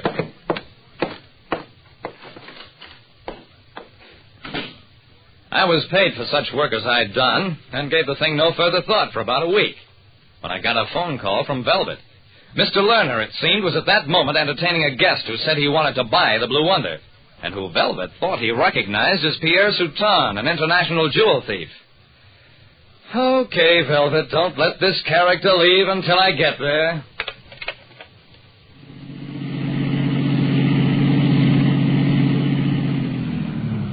I parked my car, went on upstairs, opened the door, and found Velvet holding a gun on both Lerner and his guest. Why, am I glad you got here, Jerry? The Blue Wonder's gone, and it's a cinch one of them two has it, 'cause I haven't. I walked up, took the gun from Velvet. Both Lerner and his guest relaxed. Browning, I was a fool to hire this man. You were right. He's a thief and always will be. How you like that? And me straight for a whole week. The one I was interested in was the guest, a dapper little man with a waxed-pointed mustache. I suggest, monsieur, that you search us all. In fact, I insist to end the suspicion. I gave him a cold stare. Mister, maybe you've been searched before, but not the way you'll be this time. And that goes for you, Velvet, and you too, Mr. Lerner. I searched all three, found nothing. Nobody had been out of the room since the Blue Wonder disappeared. So I searched the room.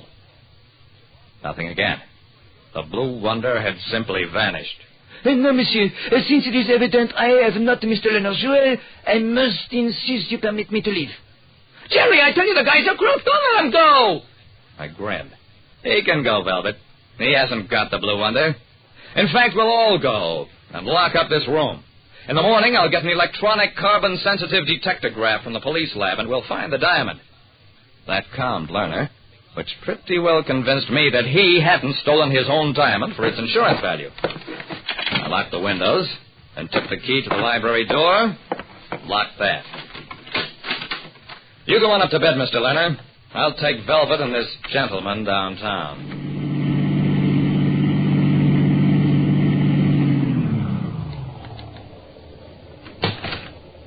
As soon as I dropped my passengers, I turned the car around and headed back for Lerner's place as fast as I could. I had plenty of reason for hurrying. That stuff about an electronic carbon detector was strictly comic book stuff that existed only in my imagination. I was sure the blue diamond was still in Lerner's library, and that whoever had hidden it would be back for it. It isn't exactly housebreaking when you pry up a basement window in your own client's house for the purpose of protecting him. I got to the library, unlocked, and then locked the door behind me. Went in, sat down, played my flashlight cautiously around. The Blue Wonder was in here, but not in any ordinary hiding place. If there was an electronic carbon detectograph in my brain, now was the time for it to start working. Hours later, I was sitting in an easy chair in the corner of the dark room, and I heard the window being forced. The intruder went straight for a white crystal flower vase. No use fishing that water. The Blue Wonder isn't there anymore, Pierre. He took a shot at where he thought I was, and after that, he belonged to me. He'd palmed the Blue Wonder, and then hid it in the perfect place, in a crystal vase of water. Diamonds are invisible in water. If you don't think so, try it. But be sure you try it with your own diamonds, because these days, that's the first place a smart detective will look. Well, Lerner sold the Blue Wonder. Having it around made him jumpy after that experience, but he's still got Velvet working for him as a personal companion. Like I said, when you're on the lookout for stolen jewels, sometimes you even uncover a diamond in the rough. Listen next time to Calling All Detectives, mystery drama, mystery quiz, and a chance for you to match wits with yours truly, Jerry Browning, private detective.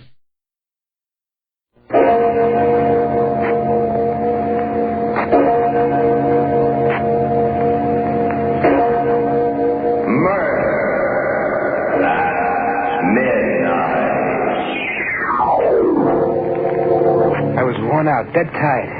But I kept on walking through the mist. And suddenly I started hearing footsteps behind me. I turned around, and then I saw him. He was walking along slow, dragging his feet, walking as if he couldn't see. His face was all covered with blood. But I knew who it was. It was Miller, the guy I'd killed. Midnight, the witching hour when the night is darkest. Our fears the strongest, and our strength at its lowest ebb. Midnight, when the graves gape open and death strikes. How?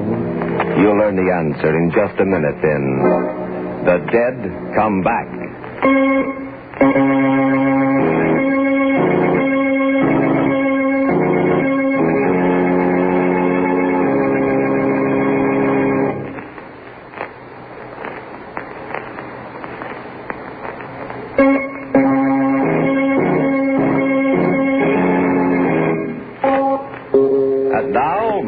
Midnight. Tales of mystery and terror by radio's masters of the macabre. Our story by William Morwood will threaten your sanity. Its title, The Dead Come Back.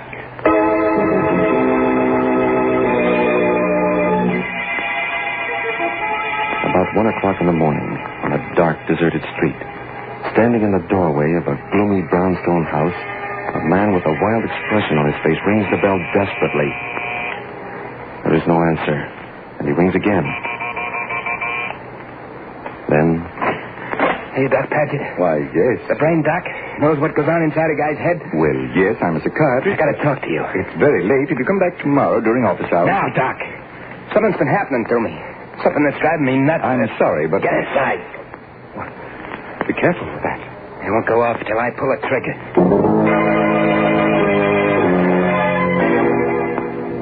Better sit down, Doc.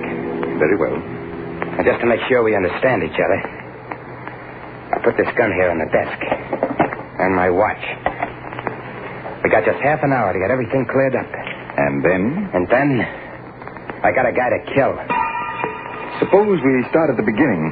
Your name? Lefty O'Connor. O'Connor? So you heard of me, huh? I'm not sure, but the Tilson murder case. That's right.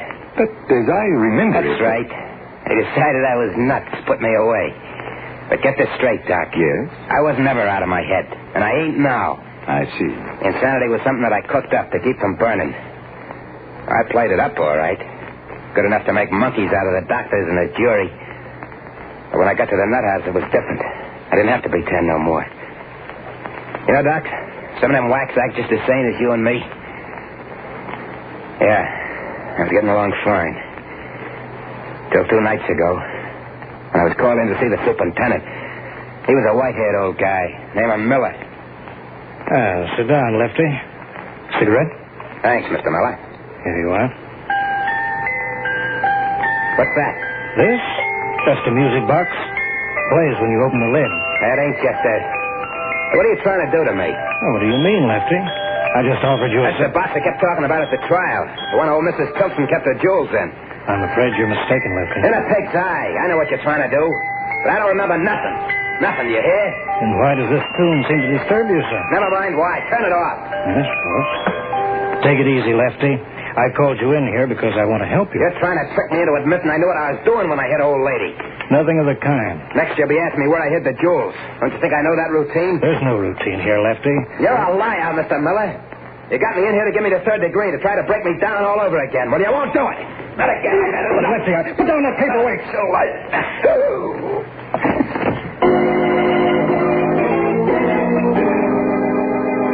I didn't have no idea of escaping when I hit him, Doc. I was just scared. I was scared of what would happen if he kept after me. And when I found a gun in his desk drawer, I began making plans fast.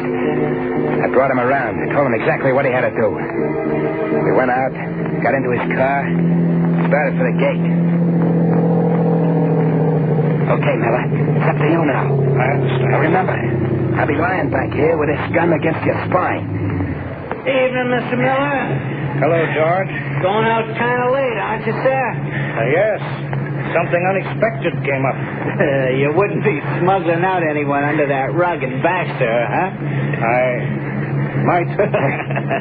Yep, looks suspicious. Just the right shape for a man. But I'll take a chance on you, sir. Okay, Charlie. Open up for the super. Okay. Open it up.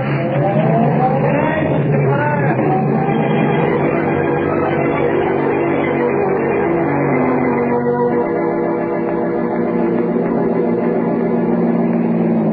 Turn the left fork here. The Ganville Road. I was afraid of this, Lefty. The Tilson Estate's up this way, isn't it? You're too smart for your own good, Mr. Miller. You can turn off here. There's no road. In under the trees. All right.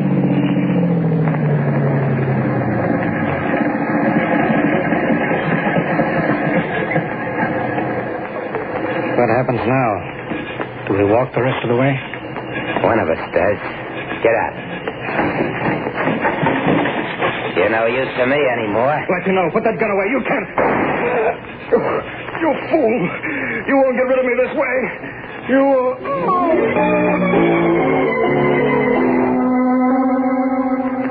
I left him there beside his car and started walking. I don't know how long I was at it. Maybe an hour when I hit the outskirts of town. The light was kind of funny. It was different from anything I'd ever seen. It was kind of yellow. And a yelling mixed with a mist that was curling up. Maybe I was tired, I don't know. But suddenly I began to hear footsteps behind me. I looked around, and then I saw him. He was walking on the other side of the road, blind, as if he couldn't see where he was going. His feet were kind of dragging along. His face was covered with blood. But through the blood, I could see that it was him. Miller.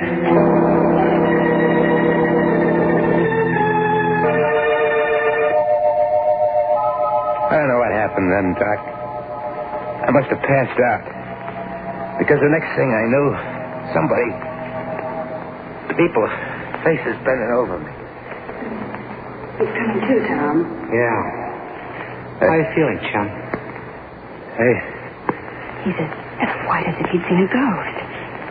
Who are you? I'm Ruth Mason. This is my brother, Tom. We live right by. We heard you yell and came running out. Did you see anyone else? On the road? No. You were lying right in the middle of the road till we pulled you off. What happened? The car hit you? I don't remember. Well, take his arm. Help him up, Tom. Okay, sure. Here we go, Mo. The name is Sims. Johnny Sims. I'm all right. You look kind of bushed to me. I've been walking all night. Out of a job, see. And broke. Well, our house is right over there. You come on in and we'll... Thanks. I gotta keep moving. What's the rush if you're just looking for a job? Well, Hey. Cops coming this way.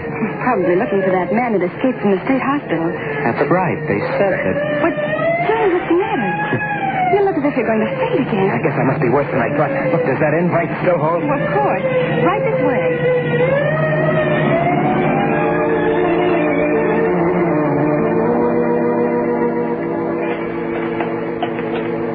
Something more, Johnny?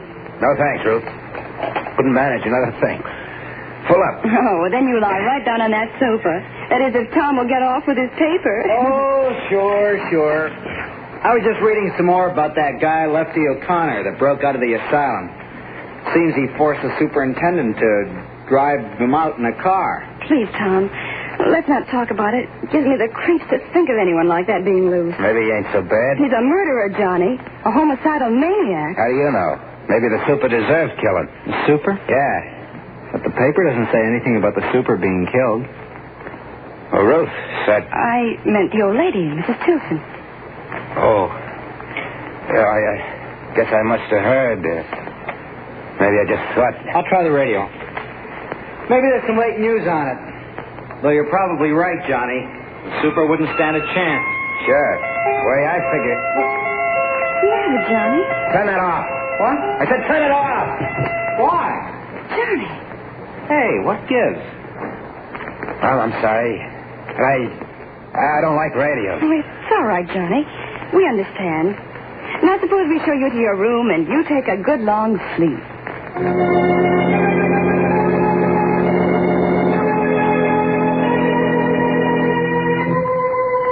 I must have slept like a dead man, Doc. It was dark when I woke up. There was nobody in the house. I switched on the lamp and looked at my watch. A few minutes before midnight. I didn't have much time if I wanted to get the jewels and blow town before morning. So I started for the door, but before I reached it opened. And standing there, smiling, kind of sad-like, was Miller. Hello, Lefty. Did you get the jewels? You? It can't be you. You're dead. I told you you wouldn't get rid of me so easily. What do you want with me? Nothing, Lefty. Just what I wanted before, to help you. You're lying. You still think you can break me, get me to confess, but I'll show you. I must have hit the lights, Doc, or maybe they were never on, because suddenly the room was all dark. I struck a match. I bent down to look at Miller, make sure that he was really dead this time. And I ain't crazy, Doc. You gotta believe me. But the man lying face up on the floor was Tom Mason.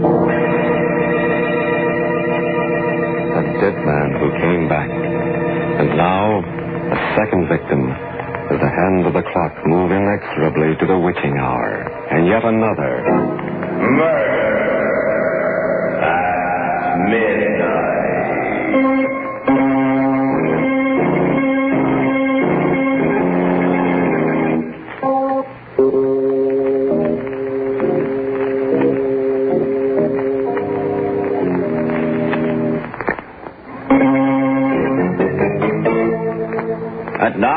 back to Murder at Midnight, to Lefty O'Connor, sitting in the psychiatrist's office with a gun in front of him, trying to convince the doctor and himself that he is sane. My hand was shaking so much that the match went out. It was Tom, all right. Tom Mason, dead. But it was better that way than what I'd thought, because it meant that Miller hadn't come back from the grave. I'd probably just imagined I heard him talking to me. I frisked Mason, I got the keys to his car, and went out. There was a little coupe parked in the driveway. I opened the door. I was just getting in when... Hello, Johnny. Huh? Ruth. You look a little better than you did before. How do you feel? Oh, fine. Oh, well, that's good. You were sleeping so soundly when I left it. Are you going somewhere? Well, yeah. There was something I had to do, and Tom told me I could borrow his car. Oh, all right. I'll go inside. No, you can't go in there. Well, what do you mean? Why not? Well, I mean, such a swell night. How about a little drive, Ruth? Well, what about your errand? Well, that'll just take a minute. It'll be swell having you along. Well, I don't know. I don't suppose Tom will mind. I'm sure he won't. Well, then, all right. I guess that's one of the wonderful things about life. You just never know when something completely unexpected will happen. That's right, baby. You just never know.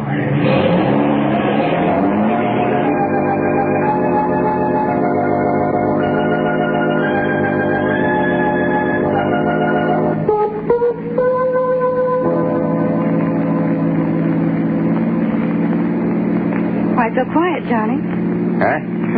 You asked me to come driving with you, and I do. You don't say a thing to me. What should I be saying? Well, you might start by telling me something about yourself.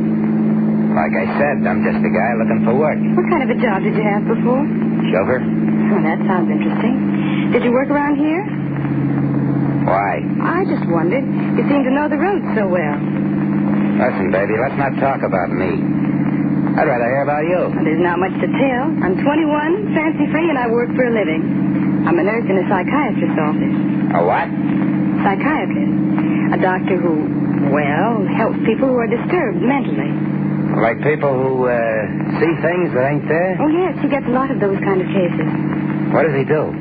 Talks to the patients, explains away the hallucinations. His name is Dr. Paget, and he's really wonderful. Johnny? Yeah? Where are we going? Why, baby? We've turned off the main road. This leads past the old Tilton mansion. What's that? The house where that terrible murder took place about a year ago. It's all boarded up now, of course. Yeah, that's the job Lefty O'Connor pulled, huh? Yeah, he was old Mrs. Tilton's chauffeur. What? Chauffeur. Quite a coincidence, ain't it? Johnny, you're turning in the driveway. Yeah. See, a couple of nights ago, I broke into this place to sleep. It was just an empty house to me. I didn't know anything about no murder. I left the parcel behind, though, and I got up. Oh, I see. You think I had any other reason for coming here? No, Johnny. Sit tight, baby. I'll be back in a minute. All right, Johnny. Well, why are you taking the keys? Just to make sure the car stays here, and you with it. But of course I'll stay. You better, baby. Or it'll be just too bad.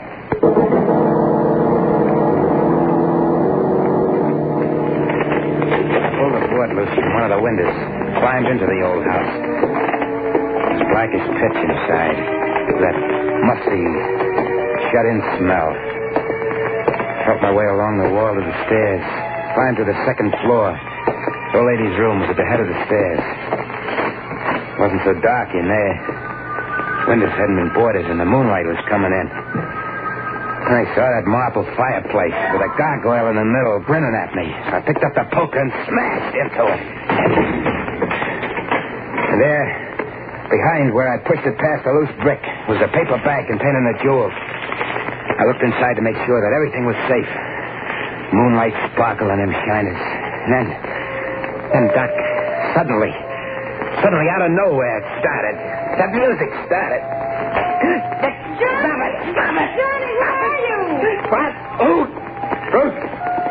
Ruth, get her to stop. Get her to stop. What stop? Mrs. Tilton, that tune. What tune? You mean you don't hear nothing? Well, no, Johnny. But do you much? Yeah. It's gone now. Johnny, you're shaking all over. Johnny, What's that? What's what? Well, they're all over the floor. They look like diamonds, jewels. Didn't I tell you to stay in the car? What are you doing up here? I heard noises and you... You were spying on me. No, I wasn't, Lefty. What did you call me? Nothing. So you guessed it, huh? Okay. I am Lefty O'Connor, and I came back for the jewels. But that information ain't traveling far. Not with you, anyway. Oh,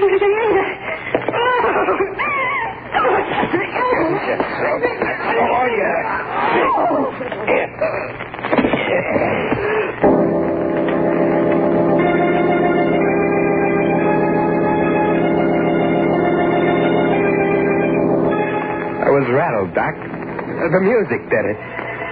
That and everything else. I left the lion there, and I picked up the jewels and beat it. Started to car fast. Just about hit the main highway when the wheels started acting funny. Stopped and got out to look. It was flat. My luck had played out. If I took the time to change it, someone might come along, and just then I did hear a car coming. I froze, waiting for it to pass. Instead, it stopped, and... Hi, Johnny. Come me. I got out as soon as I could. Which is the flat? What? How did you know? How did I know? Why, you just called me. You told me you couldn't find the tools. And... I called you? Oh, yeah. Don't you remember? No, I don't. I couldn't have. Of course, it's none of my business, Johnny, but you've been acting awful funny. I'm beginning to think maybe you ought to go see a doctor. Someone like Doc Paget that Ruth works for. There's nothing wrong with me. Nothing. Okay. Get started with this, Jack. The rest of the tools are under the front seat. I'll get them. No, wait. Hey, what's this paper bag doing? Give me that. You're going in for pebble collecting, huh? Pebbles? Yeah, look at them. Oh, they are pebbles, huh? Yeah.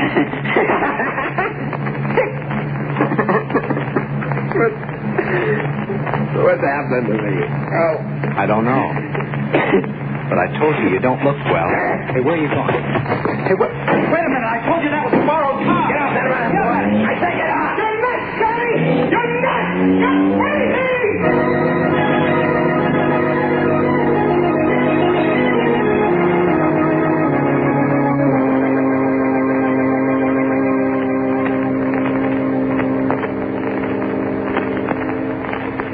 Well, there it is, Doc.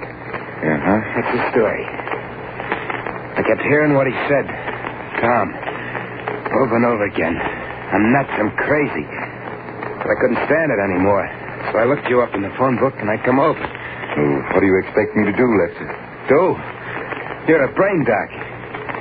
I'm not nuts. I know I'm not. Why am I seeing these things? What's happening to me? Well, it's rather difficult to make a diagnosis this quickly, but I'd say that you were suffering from hallucinations because of a sense of guilt. Guilt? About what? Well, it probably started with that first murder, Mrs. Tilson. And it's been weighing, preying on your mind ever since. Now, if you could extrovert that, get it out of your system. But I did. That's true, but not as a confession with all that it entails. That's the only way you can achieve a complete catharsis. Well, that's crazy. All right. You wanted my advice, but you don't have to take it. And you think... Okay, I did kill her. I knew all the time what I was doing. I waited for a night when there was only the two of us in the house, and then I beat her brains out with a tire iron. There, I said it, I told you. Yes, Lefty. And I think that now I can promise you'll never be troubled by hallucinations again. You sure, Doc? Quite sure. That's good. Because... You remember I said that in half an hour I was going to kill someone? Yes. Well, the half hour is up. And you're the man. Am I, Lefty? Yeah. I'm sorry, Doc, but you know too much now. You're the only one who does. So... I wouldn't, Lefty. Why are you sitting there like that? I shot you. Yes, Lefty, with blanks in your gun. All right, boy. Take it easy, Lefty. We got you covered. Miller. And Mason. Did you get it? Uh-huh. Every Hey, what? word. They're cops. No kidding. And the whole thing, letting me escape and everything that happened afterwards was just a trick. That's right. You wanted to show I wasn't nuts, get me to confess. Smart boy. You made just one mistake, Lefty. Or rather, Ruth did. Following you into the Tilson mansion. She paid for that with her life. But now you're going to pay. No. Shut up. Yes, Lefty, for that and for the Tilson murder. And my only regret is that rats like you can only burn once.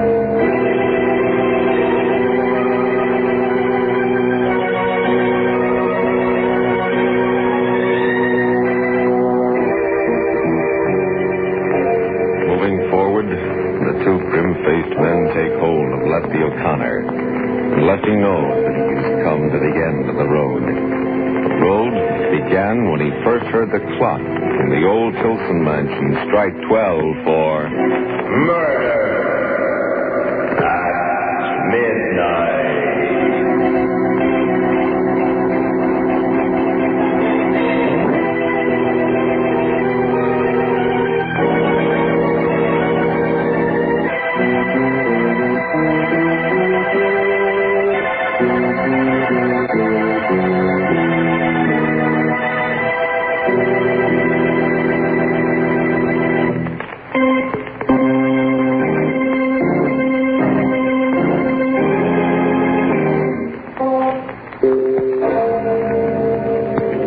Remember to be with us again when death's face peers out of the darkened windows of deserted houses and the clocks strike 12 for murder at midnight.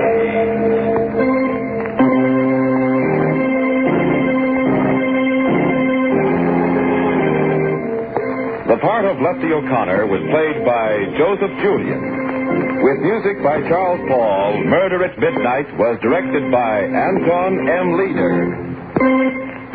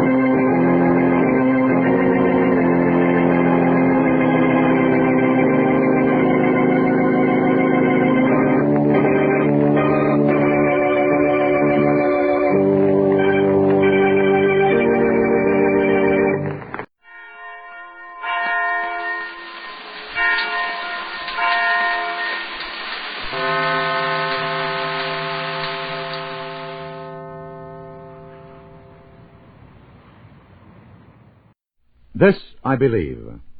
Dr. Irvin Stewart became the president of West Virginia University in 1946. Before that, he was a teacher and held various government positions as well. He was with the Department of State, a member of the Federal Communications Commission, and during the war was deputy director of the Office of Scientific Research and Development. In 1950, President Truman appointed him chairman of the Temporary Communications Policy Board. Against this background of service, Dr. Irvin Stewart reveals his creed. I am a football fan. Each fall, I see as many of the West Virginia University football games as I can. Like every other moviegoer, I also see my share of newsreels of football games during the season. In trying to find words for this statement of one of my strong beliefs, I think the analogy of a newsreel of a football game is helpful. The belief itself is that human life on this earth has a purpose, and that each of us has a part to play in the realization of that purpose, although our vision is not broad enough to see that part in relation to the whole. Compare the newsreel of a football game. The cameraman may focus his lens upon a single player, I can follow the actions of that player, but I cannot see the other players on the field. Each is doing something different, but all are contributing to the end result. There are 22 players in a football game, yet only one man at a time handles the ball. Sometimes the cameraman misses the ball carrier, and those of us who see only the newsreel have no conception of what is really happening on the playing field. Similarly, I believe that I have a part in the unfolding of God's plan for the universe, and that I contribute my part to the realization of that plan, though I cannot see the plan in its entirety. Consequently, I think that I have an obligation to do my best, whatever my role may be. That role may change from time to time as my abilities are demonstrated, in much the same way that a football player may be shifted from guard to tackle or from end to back as the developing team requires. I further believe that life is a cooperative enterprise, just as truly as is a football game. I have an obligation not only to do my best, but also to help others to do their best. The final score is a team score. The man who opens the way for the ball carrier has just as big a share in the team score as the man who carries the ball for a touchdown. I believe that one of the greatest crimes which a man can commit against himself is to set his sights too low in terms of his potential service to his fellows. If I am content to feather my own nest or to take an unfair advantage of others, I am cheating both myself and my fellow man. I have potentialities which must be developed by training, by use, or in some other way. I would be unfair to myself and to others if I pass up opportunities to develop my abilities and to help others to develop their abilities. In the field of human relations, this generation has scored some of its most conspicuous failures. I know no magic cure for those failures, nor formulas for setting them right. I am sure, however, that there is enough wisdom in the world to have kept them from happening. The hope which I see for the world is that a coming generation will realize upon its potentialities to a greater extent than has this one, and that among its members will be found those who have the intelligence and the devotion to their fellow men to produce a better world. One of the important things which each generation does is to provide for the education of the next. This may be an unexpressed hope that those who come immediately after us will produce a better world than we have done.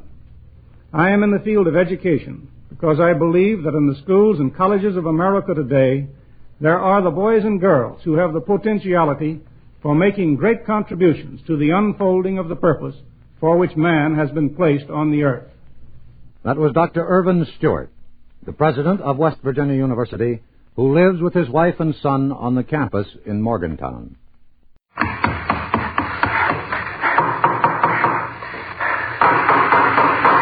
What's the matter? What is it? It's a case for Nick Carter, master detective. Yes, it's another case for that most famous of all manhunters, the detective whose ability at solving crime is unequaled in the history of detective fiction. Nick Carter, Master Detective.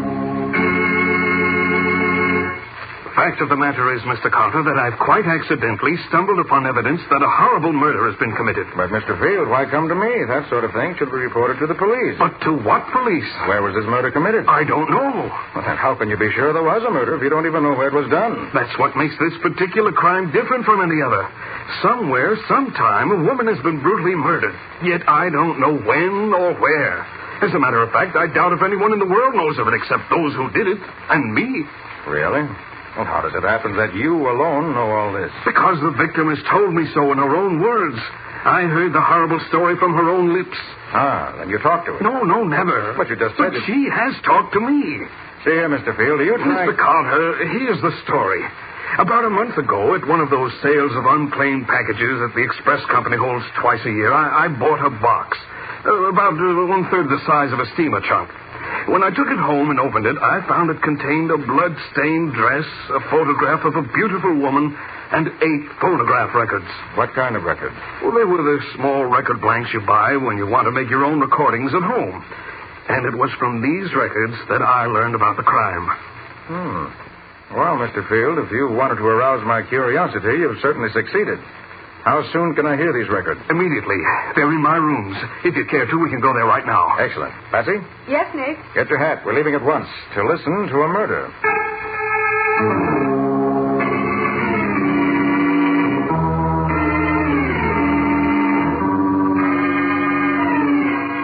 that was the start of one of the strangest cases that ever came into the office of Nick Carter, Master Detective. A murder which came to light only because a man bought a box at an auction sale. 8 records which told the amazing story of the brutal killing of an innocent victim. 8 records of death.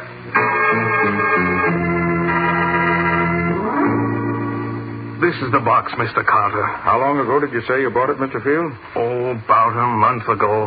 And the express company holds things for a year before selling, which means the murder's at least a year old.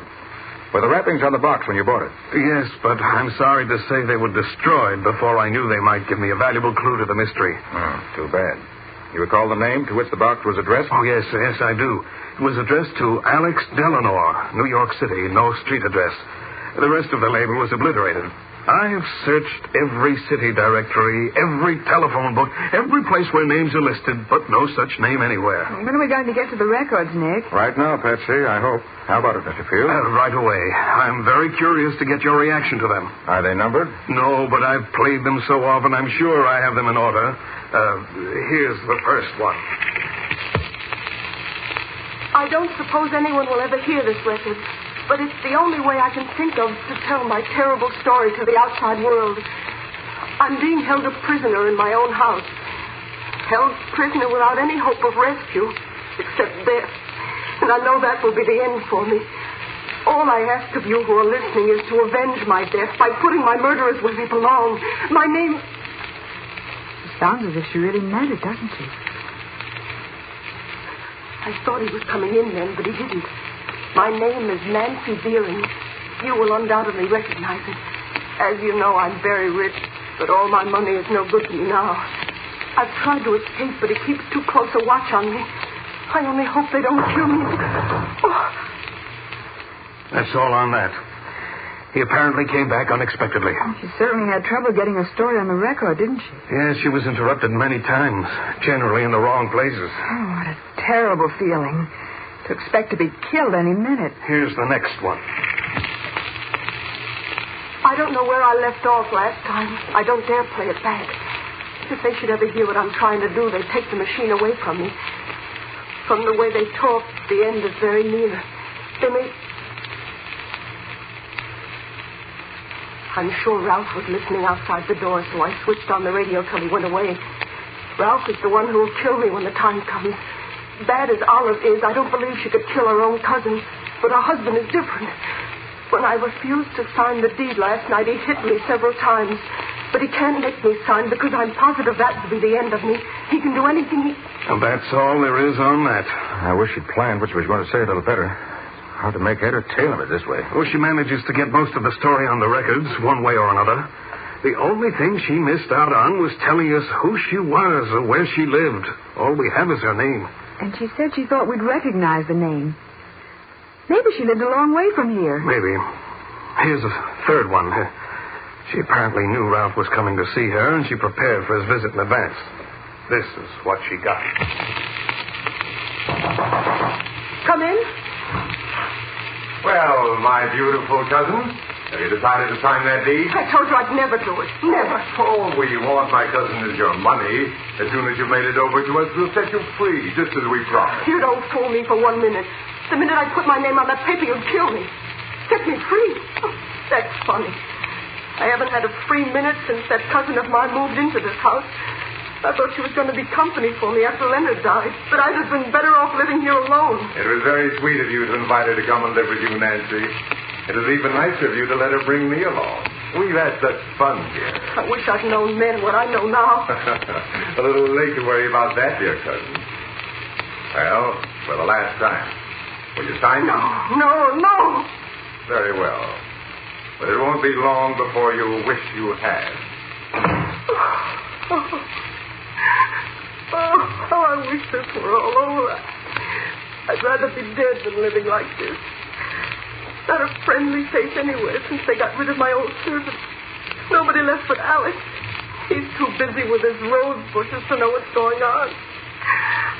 I wish I was dead. And that's all there is on that one. Oh, the poor woman. But it's too bad she didn't use more of those records than she did. She only used a small portion of each blank. It's probably hard enough to get as much as she did in the way she was watched. Nick, where do you suppose she got the blanks in the first place? Probably had a radio phonograph in the room where she was shut up. She must have had the record blanks in with the other records where they didn't notice them. I've never been able to make much of this next one. Maybe you'll have better luck. The whole first part is just scratch. Here, I'll start it where the voices begin.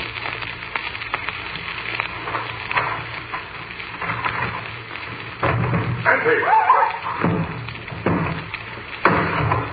What's the idea of bolting?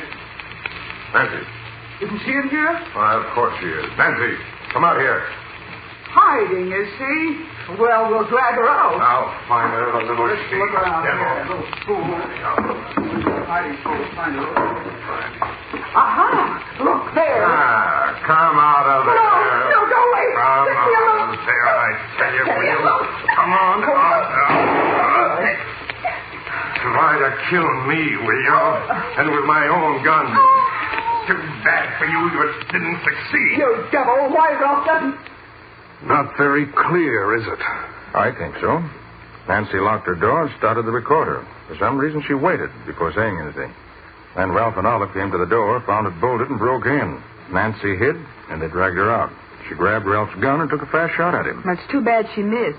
It's clear enough when you tell it. Well, here's the next one. I must hurry, as I may be interrupted any minute.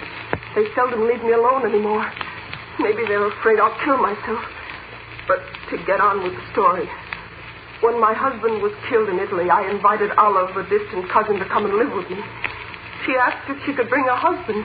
I foolishly consented. Everything went well for about 2 months. Then one after another, my servants left. I know now that Olive and Ralph drove them out. Then Ralph suggested that I put him in charge of my estate. I refused, of course. The next day, I was shut up in my rooms. He told me that when I made my fortune over to him, he'd let me go anywhere I wished. But I could tell he was lying. I knew... Someone is listening outside the door. Yesterday, I wrote a letter to Alex, the only one of my servants left, and threw it out the window. If he finds it, maybe he can... And that's that. Well, we didn't get much out of that except a few background details. Now it all pieces together, Patsy. A little at a time. This next record is more interesting, you'll find. Good. Let's have it.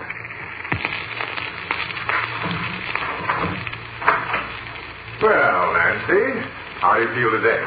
You're not interested, so why ask me? I'm extremely interested in the state of your health, always. If you had your way, I'd be dead. Now, why don't you stop being so stubborn, Nancy? It's not getting you anywhere. Why don't you stop torturing me? Or do you enjoy seeing me suffer? I don't particularly mind. Why, You she-devil! You ever throw anything at me again, I'll tie you hand and foot so you can't move. Why don't you kill me and be done with it? That's what you're going to do anyway. Why, Nancy. What an unpleasant thought for such a beautiful woman. You know, I could go for you. You'd only say the word. You dirty snake! I told you that I accused you. Please. Next time I will kill you. I'm almost tempted to do it now. Ralph, will you get me a glass of water, please? Aren't you I should? Oh, all right. But no tricks, or I'll... Gosh, wish I could have heard more of that. I thought he was going to make a pass at her. You will hear more. Nancy must have known the record was about ended, so she sent Ralph after the water so that she could change the record. She's clever, that woman. Or should I say, she was clever. I'm afraid it's past tense for sure, Mr. Carter. What a terrible thing. Quiet, Patsy, please. Thank you, Ralph. I think I should tell you, Nancy, that Olive and I have decided that we'll give you one more day to do just as we want. Just one. Do you think death frightens me? That's the only way I'll ever get away from you two. At least that way my fortune will go to my sister and not to you two murderers. Are you sure? Of course. My will leaves everything to her. Ah, but we have a new will, leaving everything to us. Properly signed, sealed, and written. No, you can't get away with it. Oh, yes, we can. Of course, we'd rather not have to use it, but if we must, we must. And I assure you it's a masterpiece of forgery. I can't believe two such inhuman creatures as you and Olive actually exist. Well, we do. And we shall continue to exist long after you've gone. Look forward to tomorrow, Nancy, dear. You heard what he said. It was practically a full confession of everything. Oh, I beg you, whoever you are who may hear these words, see that those two monsters get their just deserts for what they've done to me. I shall feel... Huh. If you didn't know she was in deadly earnest, you'd think she was putting on an act. Truth is generally more effective than fiction, Bessie.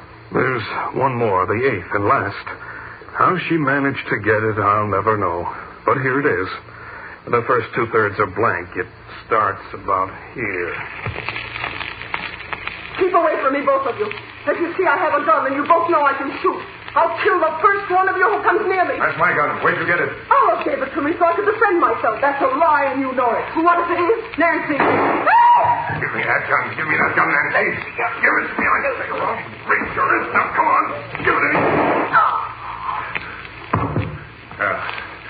Well, that takes care of you, you stubborn fool. You all right, Olive? Yes, I guess so, Ralph. The bullet just grazed my head. Good. Is she dead? She's dead, all right. Even Nancy Deering can't live with a bullet through her heart. Well, I'm glad it's over at last. You say you've arranged with a doctor to... Poor Nancy. What a tough break she got. I truly believe that's the most remarkably told murder story in the history of crime. Well, Mr. Carter, do you have any ideas? I think so. But I'm not ready to talk about them yet. What's your first step going to be, Nick? First, I want to take these records back to the office and play them over and over until I know them by heart. Then, I'll be ready to go to work.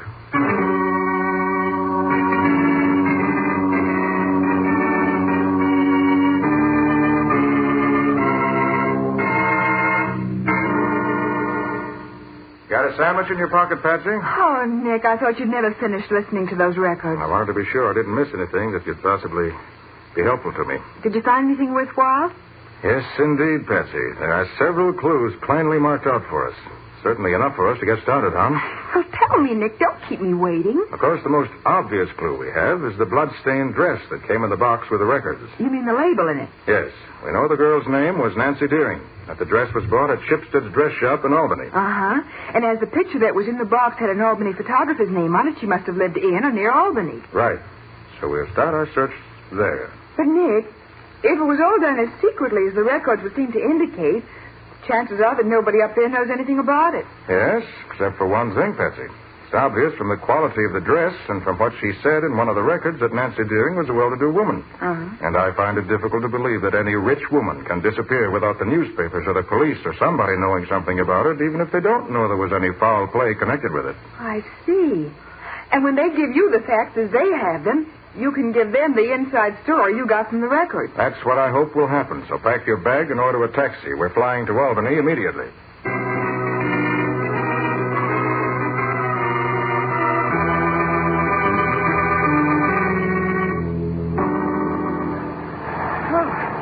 You were lucky to be able to get us on this plane. Well, this business demands a certain amount of priority. Now, Patsy, here's what I plan to do.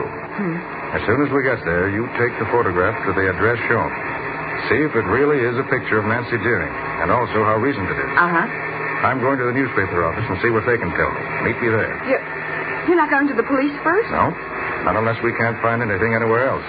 I want to keep this unofficial as long as I can. I think I'll get further that way. We've got to be careful. We don't know what we may be stirring up when we start asking questions.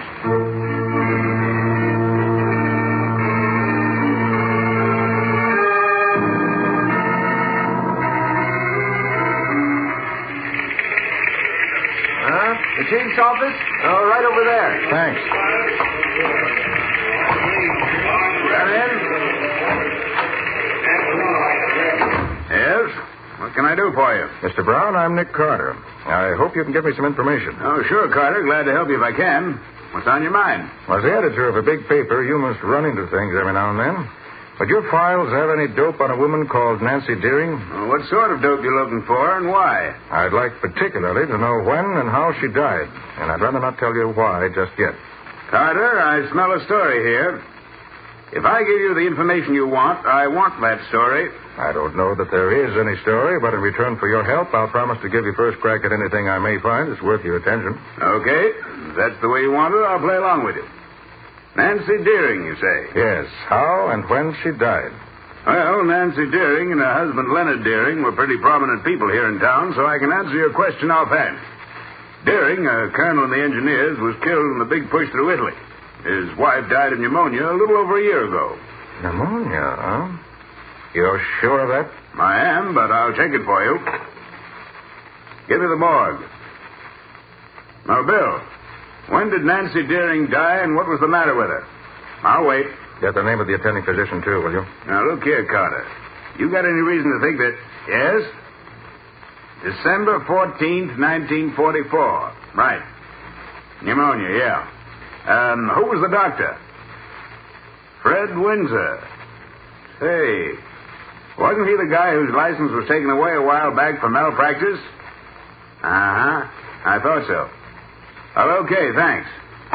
So this Fred Windsor was disqualified. Any idea where he is now? No. Wait a minute. I'll have a look in the directory. Let's see. Yep, here he is. Fred Windsor, 57 Telfer Road. That's up in the western section of the city, a small suburb. Thanks very much, Mr. Brown. I won't bother you anymore. And if I get any red-hot tips, I'll pass them on to you when I'm ready. I wish you'd tell me what this is all about. Later, Mr. Brown. Well, so long. Thanks again. So long. Oh, there you are. I was just coming to find you. What did you find out? The photographer says it's a picture of Nancy Deering, all right, taken about a year and a half ago, just before her husband left for the war. Well, that's her husband with her in the picture.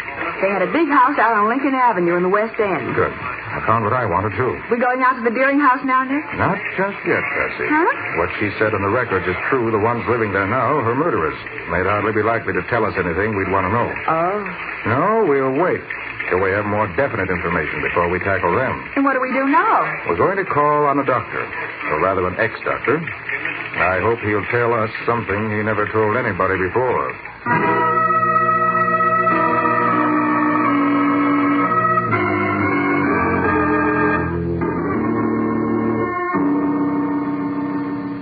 Well, now you're in. What do you want? And make it brief.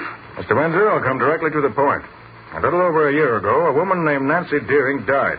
You, as attending physician, signed the death warrant. All right? Yes, I signed it. What about it? I have reason to believe she didn't die of pneumonia. You're crazy. Of course she did. If you think you can come now, here wait a minute. instead of... I said I had reason to think she died of something else. I might have said I have proof that she did. Well, you haven't. Mr. Windsor, you'll save yourself and me a lot of trouble if you... Get out of here, both of you. You're a pair of mental... Hold it, Windsor. It won't help you any to get rough. I've got nothing to say to you. You might just as well get out. I'd like you to do just one thing for me before I go. I've got nothing to say. You won't have to talk. Just listen to a record. A record? Yes. You have a player here? Yes, right here. What's the record? Let me play it for you, and you'll see. I can promise you'll be greatly interested. Well, go ahead, play it. But be quick about it. Put it on, Patsy. You mean the last one of the series? Yes. Okay. Keep away from me, both of you. No. As you see, I have a gun. You both know I can shoot. I'll kill the first one of you who comes near me. That's my gun. Where'd you get it? Oh, that's how. Allah gave it to me so I could defend myself. That's a lie, and you know it. What if it is? Can't be possible.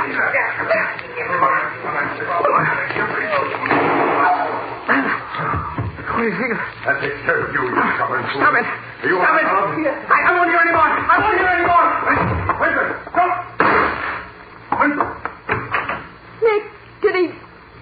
Yes, right through the temple. Oh, what a tragedy. But he practically confessed before he died. But we can't prove he did, Patsy. No matter how much we know ourselves, we're right back where we started as far as legal proof goes. Then we'll have to find some other way to prove what we know. We can't stop here. I have no intention of stopping. Well, what now? I'm going to put an ad in the paper for Alex Delano, the man who sent the box to New York originally. He isn't listed in the city directory or the phone book, so we'll have to try it this way. Won't that be dangerous, Nick? How do you mean, dangerous? Well, suppose this Ralph should see it. Mightn't he get suspicious? That's one reason I'm using the ad, Patsy. Hope Ralph does see it, and I hope he does something about it. I want to smoke him right out into the open. And this may be one way to do it.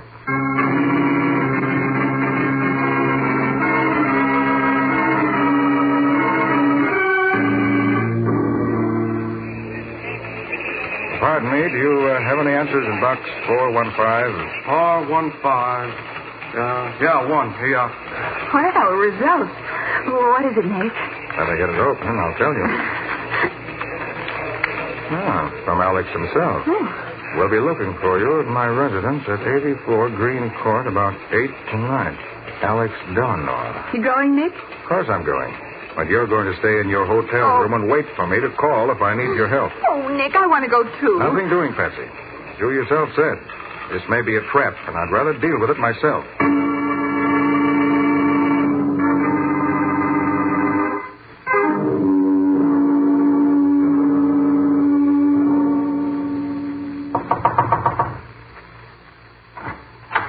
Who is it? You Alex Delano? Yes? May I come in?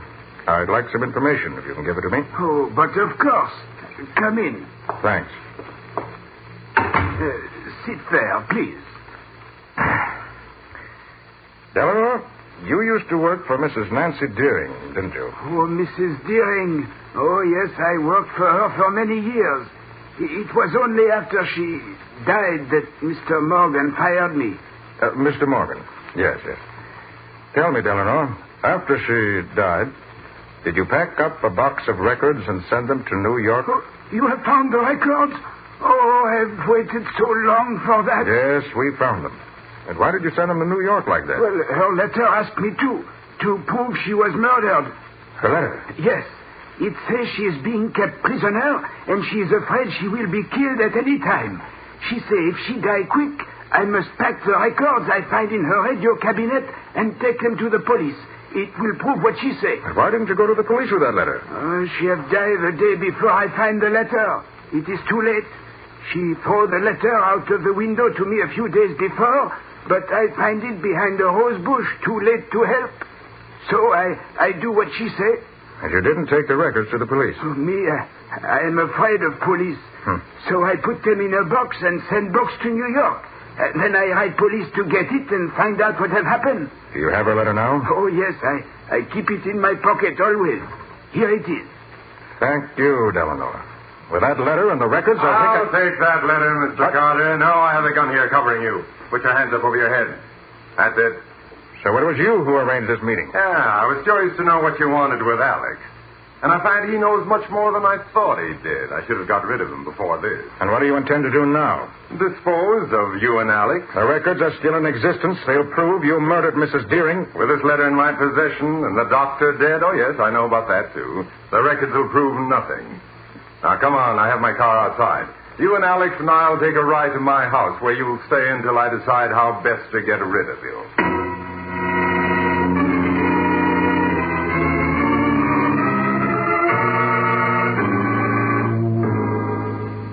And I say kill him, Ralph.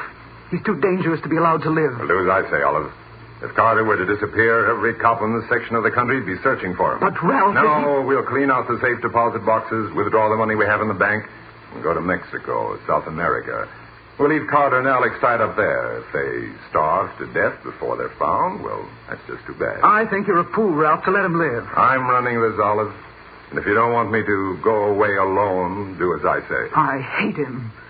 If it wasn't for him, we wouldn't have to run away like this. I could kill him myself. Well, you won't. Now, don't leave the house until I get back. Pack all your things, be ready to leave. All right, Ralph. I'll get back as quick as I can. Let him live. I won't. I'll fix him. A knife in his heart is what he deserves. That's what he's going to get right now. Yes. Yes, this carving knife will do. Tied up as he is, he can't do anything to stop me from killing him. Are you in there, Mr. Nick Carter?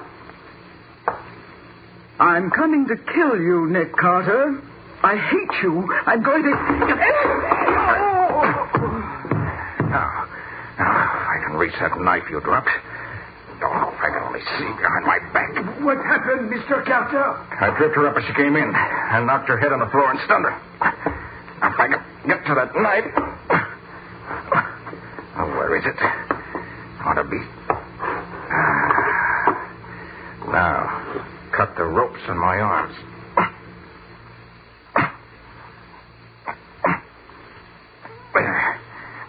have you free in a minute, too, Alex. Oh. Look out, Mr. Carter. She's coming, too. It's all right. I'm free now. I'll take care of her. What happened? Quiet. Don't make a sound. But You try to cry out, I'll fix you so you can't. Ralph isn't here anyway. Wouldn't do any good. Where is he? He's gone to town. You're lying to me. Olive. That's he calling. Must have come back for something. Olive, why don't you answer me? Call to him. Tell him to come in here. That you don't think my ropes are tight enough. I won't do it. Ouch! That's the carving knife you feel between your ribs. Now call to him. Carefully. Ralph? Ralph, I'm in here. Please come in. Oh, what are you doing in there? Get your hands in the air. Why, what? Get him up high. That's it. Olive, how did Carter get that gun? Did you? You overlooked this little pistol I always carry in my shoulder holster, Ralph, but it's deadly even if it is small. What are you going to do with us now? Round up whatever existence I can find in this house, including Alex's letter, and hand you both over to the police. With what Alex and I can tell them and the evidence I can turn over to them, you'll both of you pay for Nancy Deering's life by forfeiting your own.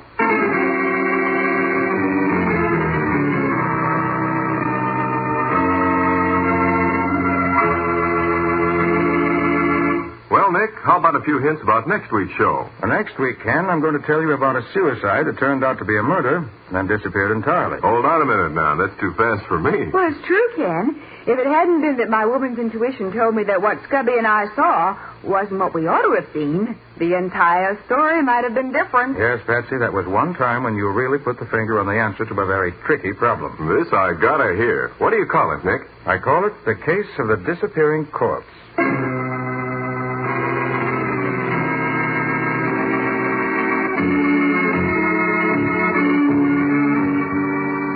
Nick Carter, Master Detective, which is produced and directed by Jock McGregor, is copyrighted by Street and Smith Publications, Incorporated. Pictured stories of Nick Carter appear in every issue of the Shadow Comics magazine.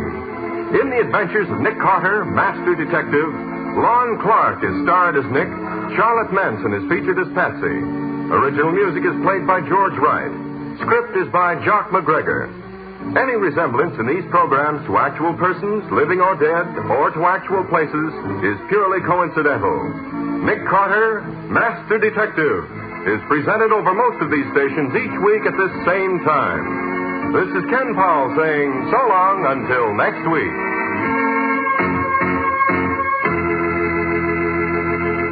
This is the Mutual Broadcasting System.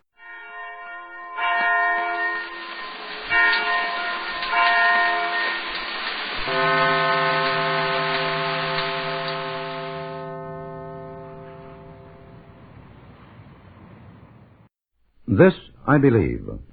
Although this is an age of standardization, some men do not readily fit into standardized molds. Dr. Irvin W. Underhill was born in Ohio 55 years ago. He went to the University of Pennsylvania, Princeton Theological Seminary, and studied in Paris. For years, he lived in Africa. For his work among the pygmies of the French Cameroons, he was made a Fellow of England's Royal Geographical Society. Today, he is a housing expert, manager of the Richard Allen Homes, Philadelphia's largest low-income housing project, where 1,322 families live. He is active with welfare organizations, hospitals, and the YMCA. Here now, Dr. Irvin Underhill with his beliefs. My father lost his sight when I was 9 years of age, and a few years later, my mother died after struggling to provide for her handicapped husband and 3 children. Then for a time, our family, which had lived in good circumstances, became acquainted with poverty and want in a very real sense, but never with despair. The deep Christian faith of my father, despite poverty and blindness, made me realize very early the sustaining force and the comforting power of this Christian faith, a belief in the way of Jesus. Like most men of my years, I have known sorrow and tragedy, but these have always proved to me the sufficiency of His grace. One day long ago, while I was living in equatorial Africa, I started out to visit a village located about 100 miles from home. To reach it, I had to pass through a great jungle forest. On the way, my motorcycle broke down and night fell before I could finish repairing it. I left the motorcycle and started off on foot in the darkness for the village, still 8 miles away. I was nervous. I knew the forest was a habitat of such ferocious beasts as the man-eating leopard, the gorilla, the wild bush cow, and the python. As I stumbled along in the darkness, I suddenly heard a roar and a rush as something crashed through the undergrowth. The sound filled me with terror. I stood trembling on the forest path, paralyzed. But as I stood there came to my mind a statement I had heard somewhere. Fear in all its forms is a kind of unbelief. I became ashamed of myself for being so afraid. I had learned early in life that the best specific for fear was prayer, so I knelt on the mossy path.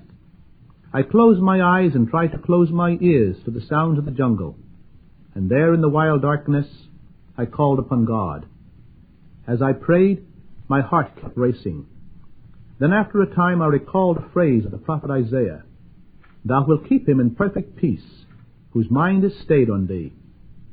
As I meditated on those sublime words, a great peace somehow took possession of me. I understood in a deeper sense what the psalmist meant when he said, "The Lord is my light and my salvation. Whom shall I fear?"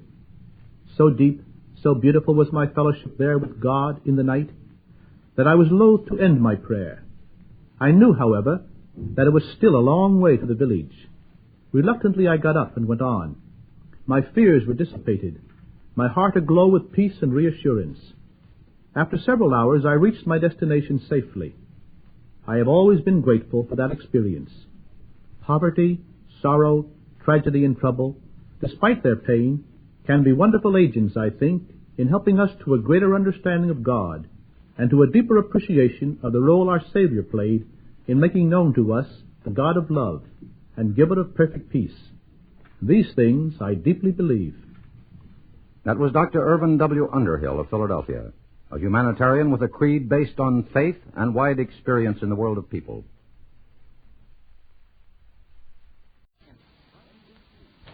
NBC presents Frank Lovejoy in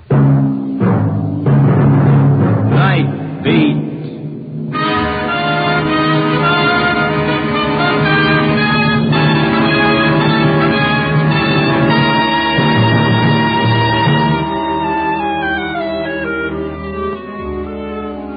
Hi, this is Randy Stone. I cover the night beat for the Chicago Star.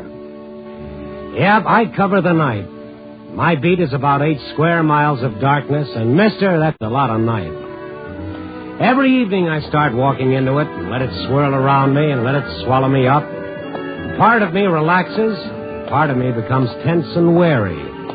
Like a hunter coming back to the jungle, I feel at home, but I know that there's danger.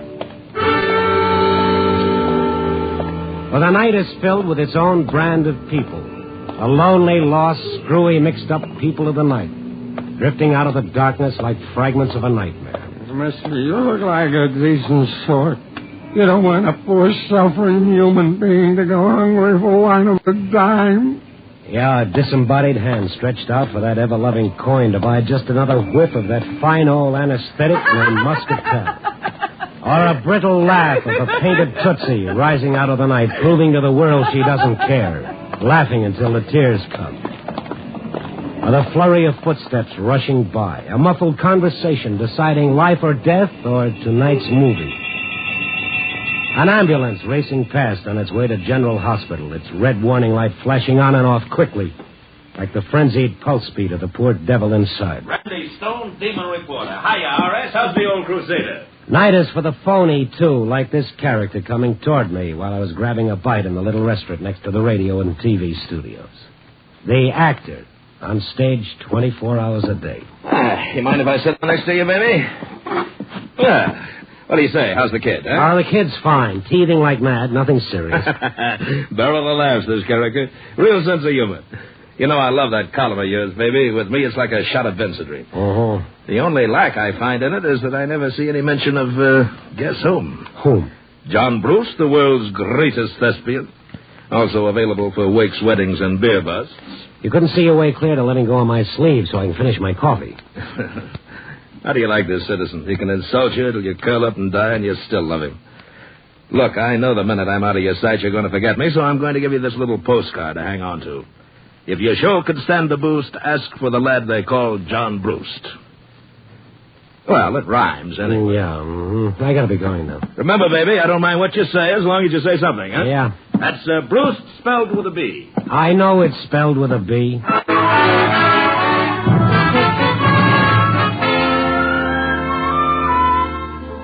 A great, big, beautiful hunk of zero.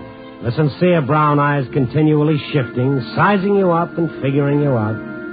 The friendly smile so phony you look for the safety pins holding it in place. Ah, relax. It's a big night. You walk half a block and John Brewst is lost forever. Because there's always something waiting up ahead. I just turned down Grand Avenue. Oh, now there's one of the night's chilly little sounds for you. A burglar alarm shattering the quiet. I looked down the dark, empty street trying to figure out which store. And I saw a child come darting out of a doorway. He began racing the other way. A child. Hey, stop! Stop! I tried racing after it, but there wasn't a chance. I went back to the store. It was a sporting goods place. One window smashed and blood splattered on the glass like the kid had used his naked fist to the display of guns and knives inside. After the cops came and I told them what I knew, I continued my wanderings. Down through the Lincoln Park district and up through Honky Tonk Road.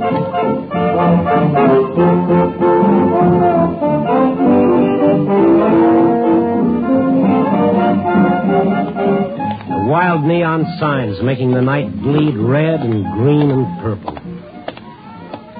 And then the little jazz combos beating their brains out.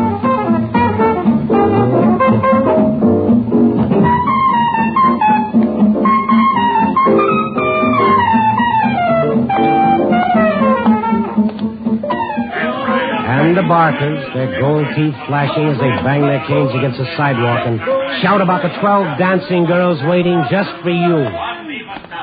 And they all gent hawking popcorn and hot tamales in a little child's wagon. And George, a 35-inch dwarf who sold newspapers at Clark and Knight. Evening, Georgie. How's it going? Fine and dandy. Better than good. Always A1 for little Georgie. Give me the Sun-Times. Always good to see what the competition's up to. They are. Paper, read all about it. Get your paper. That's a lovely headline. One of those silly jerks going to wake up. Get the evening's paper. Hey, George. Maybe the way things are in the world, this is a good idea, but since when have they started printing the paper in blood? Huh? What are you talking about? Look for yourself, smeared all over. That's the way I got it. Here, I'll give you another. Thank you. Now, let go of my hand. It's soaking through the bandage, George. I cut myself in a can opener. Oh, I hope you went to a doctor. Doctor? You've got to get all the glass out. I got all the... I told you it was a can opener. All I saw in that window was guns and knives. I thought it was a kid. Okay.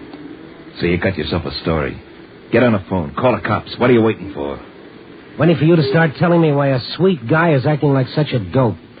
What is it, Georgie? Almost 1 o'clock, a little more than an hour, and she'll be here. Go on. Call the cops. Call the cops. You'll be doing me a favor. If you don't, I'll kill him. I swear I'll kill him. She'll show up in an hour, and you'll kill him. Kid, you lost me. All right, Mr. Stone. You're a good guy. You're entitled to a laugh. Come on. Follow me.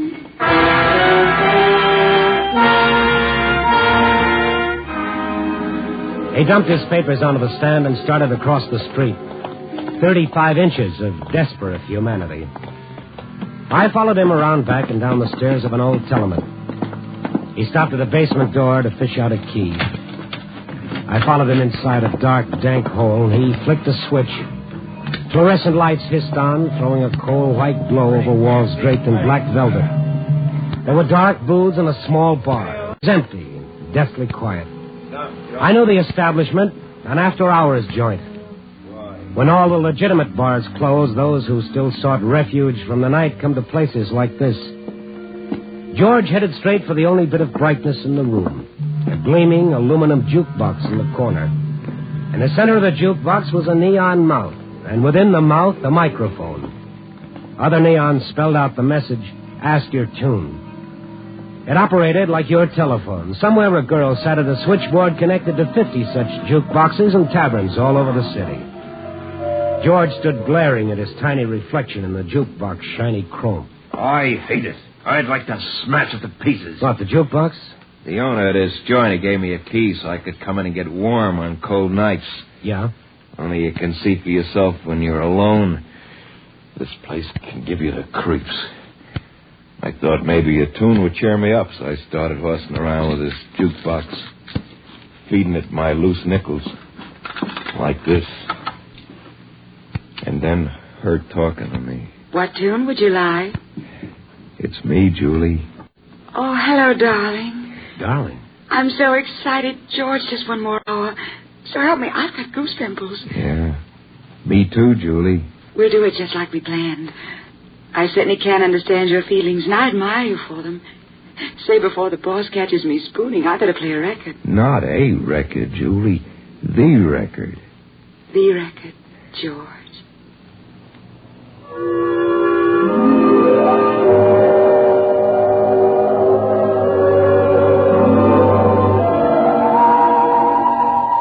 Okay, you can start laughing any time you want, Mr. Stone. What's this all about, George? 10 seconds of conversation with every record. It started as a gag, me playing the big lover because she couldn't see she was talking to a dwarf. It's a big joke, huh? On me.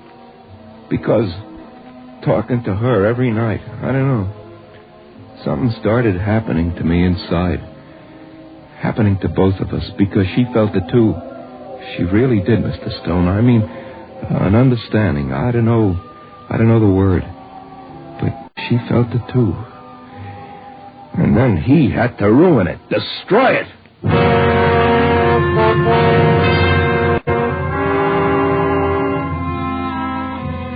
Yes, it was soap opera at its sudsiest. The little dwarf and his love affair with Julie the jukebox girl. So help me, Georgie even invented an invalid wife. That was his reason why he and Julie could never meet except through the jukebox. But like all little melodramas taken from life, there was also a villain. One of the men who worked in this joint happened to overhear George spilling his heart out. And as a gag, when George wasn't around, he told Julie that the poor guy was dying to meet her in person, that they should get together at least once. And that's what's scheduled for 2 a.m., huh, this meeting? Yeah. It was Julie's idea. I mean, the way it's going to be. The record made her think of it. The record? Yeah, it's from Tchaikovsky. Is that what they call him? Uh-huh. Yeah. Well, he and his Baroness, some fancy lady, they had a friendship through letters, and they felt that they had to meet at least once. So one day they passed each other in carriages and nodded, without a word, and went on. Never saw each other again. And what's good enough for Tchaikovsky is good enough for Georgie and Julie, huh? Yeah. She'll be wearing a green hat and a sprig of violets. I'll be wearing a red flower. Well, you think she'll be a little surprised at what she's going to see, Mr. Stone? Isn't it a joke? It's okay for you to laugh. Go on, laugh, Mr. Stone. Laugh! I turned. He was a big, paunchy, bald-headed gent, standing in the doorway, having himself a wonderful time.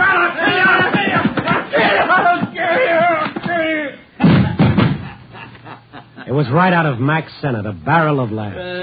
George, the dwarf, charging right into the big guy who merely lifted him up, shrugged his shoulder, and sent the little fellow flying across the room, crashing into a wall. What a character that little monkey is, huh? Did he tell you about his romance? So you're Cupid. That's me. I'm even willing to stake him to that rose for his lapel. Nothing's too good for Loverboy. What a line he's got. You gotta hear it to believe it.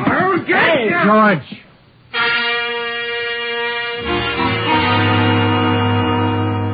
The knife in George's hand would have looked much better back in that sporting goods window. He moved out of the shadows. He moved toward the big guy. A trickle of blood ran down George's mouth, but he didn't know anything about that. Put that knife away or I'll shove it down your throat. But George kept coming. The smile on the big man's face took a leave of absence. Hey, come on now, George. What's the matter? Can't you take a joke? A bead of sweat started zigzagging down his face, mixing with the talcum powder. His lips continued to work, but now no words came out. Because this thing coming towards him, this wasn't a comical little dwarf. This was death.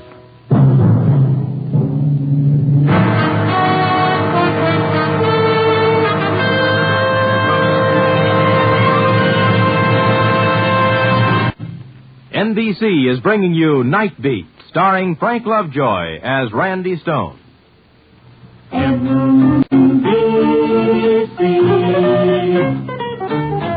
Enjoy the very best in radio. Be sure that you dial and write. Seems like the very best in radio. Morning, noon, and night is from this station. Morning, noon, and night. And now back to Night Beat and Randy Stone.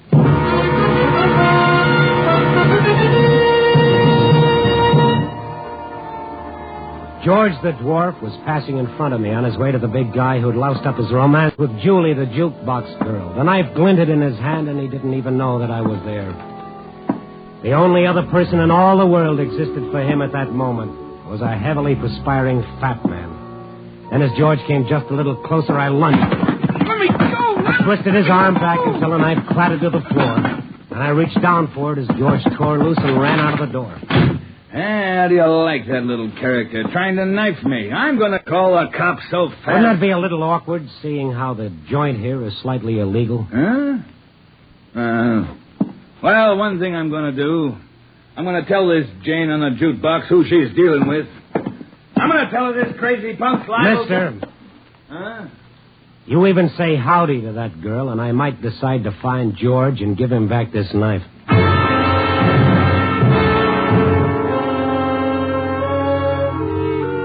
I found George all right, slumped against his newsstand, all through wanting to kill anybody. I told him I'd see the cops, and maybe they'd say it was okay if George paid for all the damage to that sports store and behave himself from now on. That didn't make him feel much better, because it was getting awfully close to 2 o'clock in his meeting with Julie. I told him that I'd call Julie and inform her that he'd suddenly come down with a slight case of bubonic plague or something. I got the name of the company off the jukebox in the after-hours joint, the Acme Music Company. I found a phone booth, reached for a coin, and instead came up with a card that said, "If your show can stand a boost, ask for the lad they call John Brewst," and John's beautiful, phony face smiling up at me. All of a sudden, I was looking for the phone number at the bottom of the card, and then I began dialing like mad.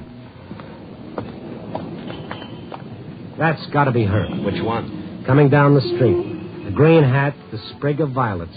Yep. Wow. This is going to be a distinct pleasure, baby.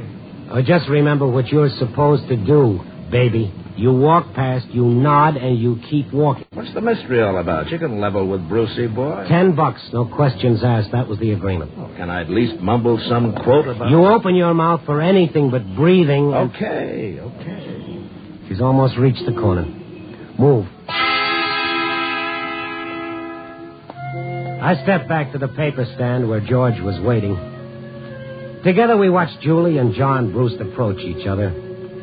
Mr. Tchaikovsky never had it so good. She was really something out of body beautiful. As the two approached, George's hand unconsciously fastened on my arm. Now Julie and John were passing each other, their eyes meeting. George's hand began to tighten. Julie. Oh, how beautiful. How beautiful. Julie nodded to John Brewst, and out of the corner of my eye, I saw little George nod in return. For one sickening moment, I thought Brewst was going to open his mouth and go into a monologue, but somehow he controlled himself. They passed each other and went on. I looked down at George. His eyes were shining. It was me. What I said to her, pouring out my heart, that brought her here tonight. Sure it did. Yeah. But why couldn't it really have been me? Why couldn't it have been me, Mr. Stone?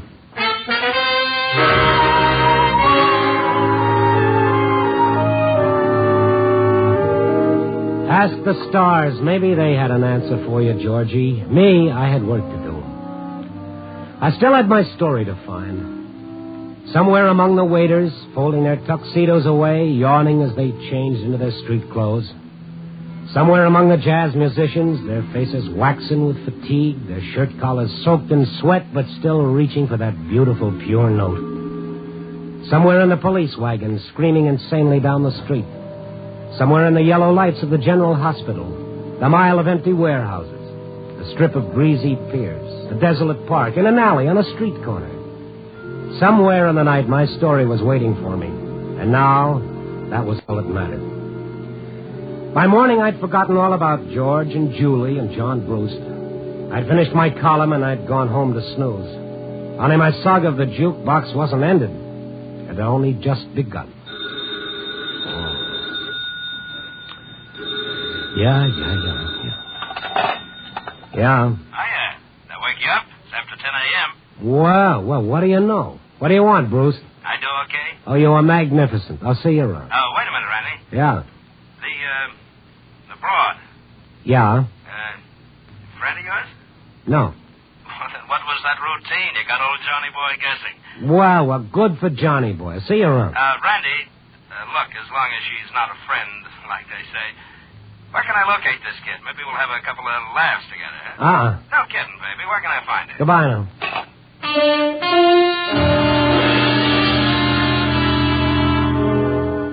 Yeah, when you're in my racket, when you deal with these characters on the night beat, brother, you've got to be prepared for the totally unexpected. Johnny Boy had fallen for the lady of the jukebox like a ton of bricks. Of course, he couldn't come right out and say it plain and simple. He had to ham it right up to the hilt. But I knew the score. And from then on, he haunted me night and day. Ah, come on, Randy. Who is she? Where can I find her? Give the girl a break, huh? He'd corner me on the street, at the newspaper, at my home. Who is she, Randy? Come on, be a pal. What's wrong with me looking her up and giving her a little attention? Day after day after day. Where can I find her, Randy? What's the big mystery? For a while, I even enjoyed it. He was sweating, and on him it looked good. But I guess this morning I just wasn't in the mood. I'd come down to the office around 5 a.m. And any newspaper office that time of day is a pretty sad affair. Cleaning women sloshing their way up and down the aisle, the gray, listless dawn flat against the windows, the empty desks, and me with one of those real sour little tales to write about a bum they'd found behind some garbage cans on Skid Row. A bum with a Distinguished Service Cross pinned to the pocket of his filthy shirt. One of those gallant young gods that we swore we'd never forget. Yeah, I was feeling Jim Dandy as I sat down to my typewriter, and I whipped a hunk of paper into the roller. And then I saw John Bruce standing in the shadows across the room from me. Hello, Randy. Look, friend, I'm not in the mood this morning. I've got work to do. Randy, you've got to listen to me. They found him a little after midnight behind a wine shop. Randy, you've got to tell me where I can find him. Just another bum. Sleeping it off. Randy, listen to me. You've got to tell me where... Look, Buster, I'm telling you nothing. You understand that? One dame is going to escape the famed John Bruce charm. It's a very small tragedy. Now, clear out of it. You'll only listen to me, please. I'm slightly bored with listening to you, Mr. Bruce. I'm even more bored with looking at you, Mr. Bruce. You're so phony it sticks out like measles, Mr. Bruce, from your crisp, curly hair right down to your beautifully polished shoes. If this comes as a great surprise... No great surprise, Randy. Since when can a guy keep that kind of news from himself? Okay, I'm sorry. I'm pretty tired. I don't know what it is. I won't even try to explain it. I can't explain it to myself. It's that success bug. It's dog eat dog. Anything goes as long as you make it. And why do you have to make it? Does it say so in the Constitution? Look. But about her, I'm not putting on any act about her, Randy. I'm a big boy now. Love at first sight. Am I kidding? Listen, Randy. We just exchanged a look, maybe 5 seconds. And until the day I die, I won't be able to forget it. I guess that sounds like some more of Johnny Boy's routine, huh? No. Go on. Go on? What can I tell you? How do you explain it? But in those few seconds, I saw something I've been looking for all my life, Randy. Something genuine. Something real. Something... Well, maybe I saw my own salvation, Randy. Or maybe I was just kidding myself, selling myself a bill of goods. But I got to find out. I got to see her again, talk to her. Maybe the minute she opens her mouth, the dream will come tumbling down like Humpty Dumpty, I don't know. I don't think so. Now, where is she, Randy? The Acme Music Company. Only take your time. She doesn't show up until night.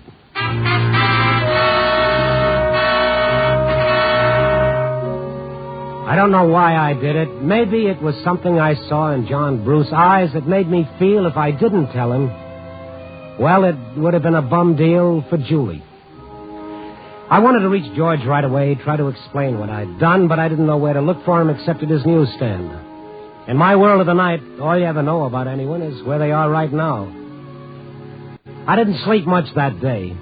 Making George understand wasn't going to be any cinch. But he had to know that this had been a sick thing that could only hurt him in the end. That night, I hurried right onto his newsstand, only he wasn't around. I started worrying, and on a hunch, I went across the street to the after-hours joint. The door was ajar. I went in. He was there, squatting in front of the jukebox, listening to his song again. His back was to me.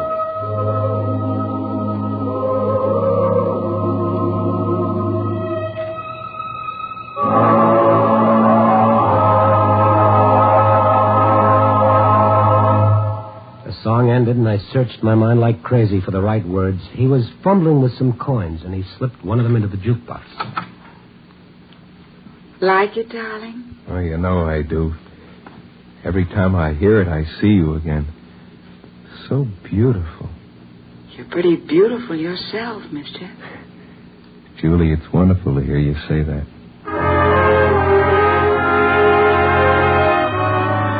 I backed out quick. I didn't get it. Why hadn't she gone with John Bruce? I hopped a cab for the Acme Music Company, a dilapidated office in a loft on Huron Street. Front door was open, so I went on inside. An empty desk with papers scattered all over, but nobody around. I went into a dark hallway marked no admittance.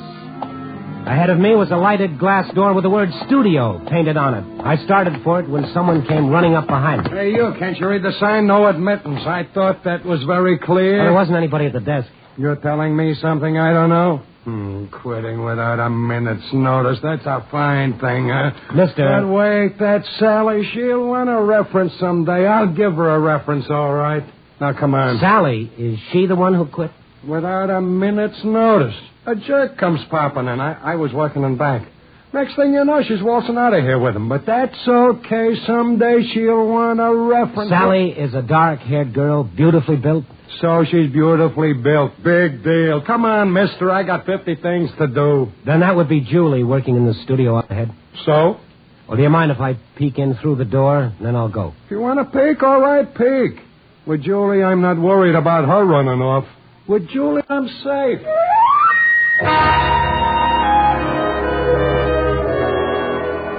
Yes, he was safe with Julie. As I looked through the glass door, I thought, sure, it figures. Two can play the same game. The dwarf had his John Bruce, and Julie had her Sally. Julie couldn't have shown up for a meeting with George even if she wanted to, because I very much doubt that Julie could have lifted her 350 pounds out of that chair. Huge, sprawling Julie, working like mad at her switchboard with its flashing lights from jukeboxes all over the city. And then while I watched as she answered one call, something happened. Her eyes lit up in a strange and wonderful way. And then she flicked a switch that played a certain record for a certain jukebox, and her eyes became even more bright.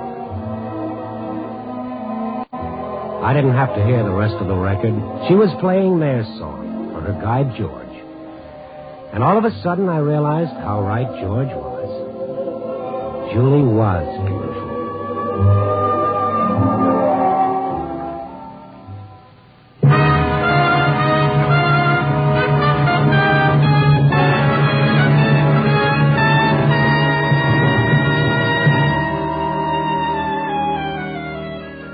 Yeah, that's how it is when you walk the night beat.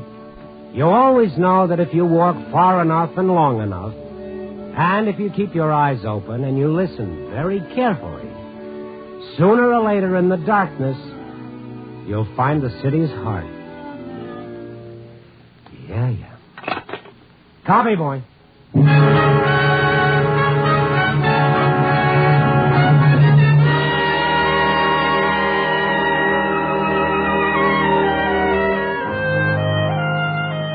Night Beat, starring Frank Lovejoy, is produced and directed by Warren Lewis. Tonight's story was written by Larry Marcus, with music by Robert Armbruster. The part of John Bruce was played by Bill Conrad. Jeff Corey was George. Others in tonight's cast were Betty Lou Gerson, Ray Hartman, and Eddie Fields. Frank Lovejoy can currently be seen co-starring with Joan Crawford and Robert Young in Warner Brothers' Goodbye, My Fancy.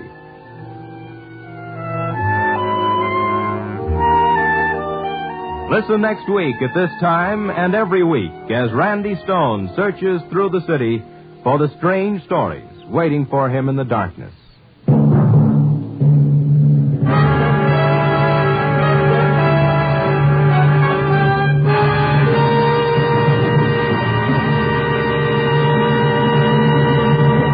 Night Beat came to you from Hollywood.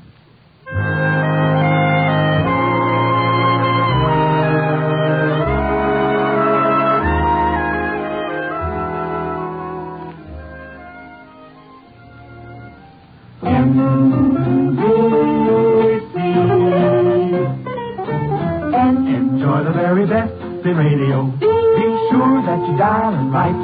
Seems like the very best in radio. Morning, noon, and night is from this station. Morning, noon, and night, NBC.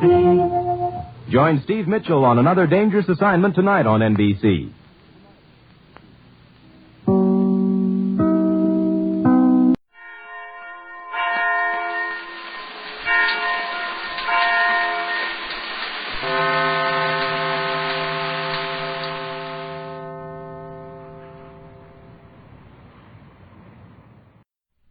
This I believe. The name J. Arthur Rank has become synonymous with motion picture production, not only in his native Britain, but in this country too. Perhaps it is less well known that Rank has been in the flour milling business since the age of 17. His father owned a mill in Yorkshire, and Rank inherited his business skill and a strong religious faith from him. Even today, he regularly teaches a Sunday school class. It was a flyer in financing some films with biblical themes that drew him into the movie industry. A busy man, Rank still manages to spend a good share of his time at his country home in Surrey, England, with his wife and 2 daughters. Now he gives us his creed. I am not one of those people who believe that the world is going to the dogs, or that there is no hope for civilization. I have a great faith in human nature, and I believe civilization can be salvaged from the total wreck it has almost become. But I'm quite sure that salvation can come not through political or economic factors, but through divine intervention. I believe that most of the ills of the world, and the world is only a mixed collection of individuals like you and me, are not traceable to physical or mental causes, but result from a lack of spiritual power in you and me, caused by the low priority we give to the development of the spiritual side of our being, and to the lack of faith that God will give us His Holy Spirit if we ask Him. What do I believe? Is my belief of any value in an age when the main topics of conversation are based on atomic warfare and distrust? This I believe, that God is our Father and loves us, and that Christ died for the world and came to show the world what God was like, and to teach the world the way to have a joyous life and be free from fear. And the world includes you and me. I believe, too, that it is only by following the commandments He has given us can we be delivered from the spirit of defeatism, which haunts so many people today. I believe in the fellowship of the Holy Spirit. I believe that without the influence of the Holy Spirit in our lives, it is impossible for us to do our daily job effectively, whether that job be the ordinary, everyday task of bringing up children in the home, or whether it be the high and great responsibility to which our young and gracious Queen has been called. I believe in faith in humanity and a faith in a God who understands and guides me, and against which the fears, trials, and disappointments of our day cannot prevail.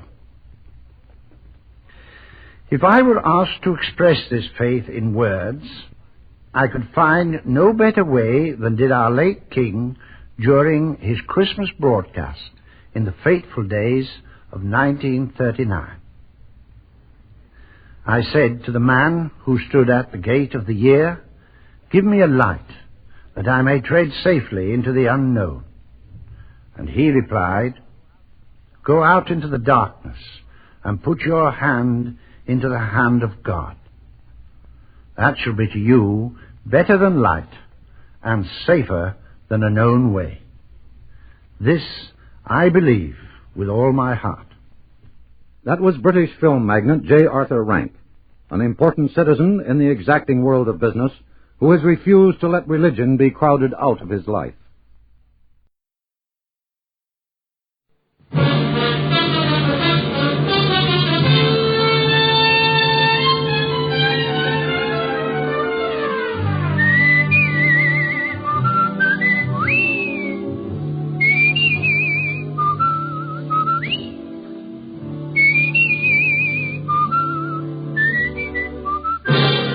Broadcasting Company presents Dick Powell as Richard Diamond, Private Detective.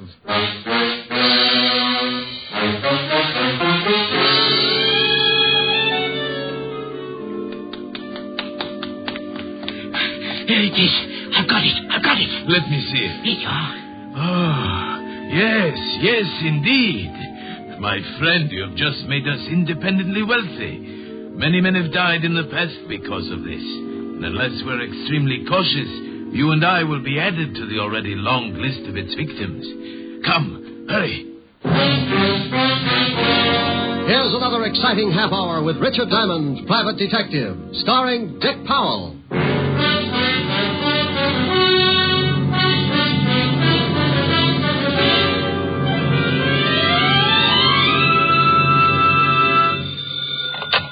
Diamond Detective Agency, where the blue of my eyes meets the gold in your wallet.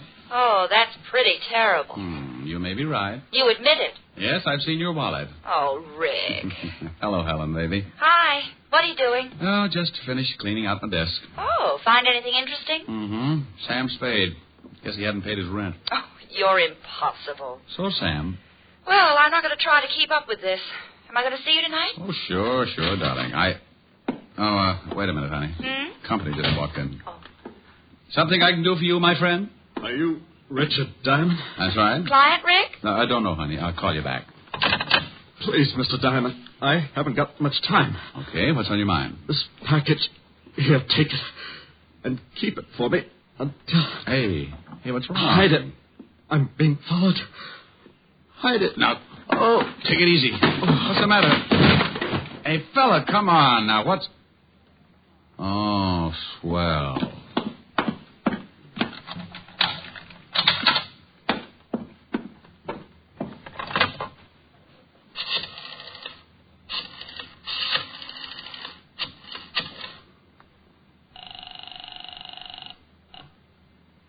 Precinct Police Station, Sergeant Otis. Otis, let me talk to the lieutenant. This Diamond? No, it's Ponder, and I think I've been doped. Now put the lieutenant on the line. Dog. Homicide, Lieutenant Levinson. Walt, Rick. Oh, no, it's only 4 o'clock in the afternoon. Nobody gets killed at 4 o'clock in the afternoon. You better check up on your statistics. There's a guy in my office who makes a liar out of them. What? Yeah, lying right here in front of my desk. He's dead? Well, if he isn't, he's got a lazy heart. Maybe he just fainted. Maybe he's suffering from some kind of a shock. Maybe he's got some terrible disease, and he'll give it to you. Walt, if this guy isn't dead, he's sure going to have a hard time explaining the bullet hole in his back. Don't touch anything. Can't he even scratch my head? Oh, you know what I mean. All I did was lock the door. Now get over here. Knock 3 times and say, Ricky loves Walter, and I'll open up. What did you lock the door for? Well, because this guy came in and gave me a... Gave you a what? Wait a minute, Walt. Come on, what are you mumbling about? Will you shut up? Someone's trying to get in the door. I'll see you when you get here, Walt. I have one of those locks that any skeleton key would fit. And that was exactly what my visitor was using. He opened the door. I moved back against the wall as the door swung in. My visitor was a young, well-dressed man, about 5'8" or 9, red hair, nose full of freckles, and on top of the nose, a pair of black-rimmed glasses. There was a big bulge under his coat that he started reaching for just as I rolled his arm around behind him. You're backing me off! No, not yet. I still got a little way to go. No! Just making you more comfortable. Now I'll take this big gun. It must weigh you down. You can't do this stuff. Oh, sure I can. See, I just pushed a little. No! Just locking the door again. Now sit down in that chair. My arm. I'll be happy you still got it. Now, what are you doing patty-footing it around here, using a pass key to get into my office? I got the wrong office. Look, Sonny, you see that over there? What is it? It's a guy, and it's very dead. I'll send some flowers. Make it enough for a duet. Someone else gonna die? Someone else is going to get pretty close to it if I don't get the answers I want. Well, I'll see what I can find out. That's to see how fast you can talk. I don't have to talk to you. I don't have to talk to nobody. I want to bet. You're going to be sorry for that. You're mixed up. Let me straighten you out. Now, wait a minute. Now, then let's have it. What were you doing busting in here? What do you know about the dead guy? I don't know nothing about him. What gave you the idea you could break into my office? I found out the door was locked. I didn't want to wait around in the hall. You got a permit to carry this gun? Well, of course I have. Let's see it. I haven't got it with me. Oh, well, then we'd better start at the beginning.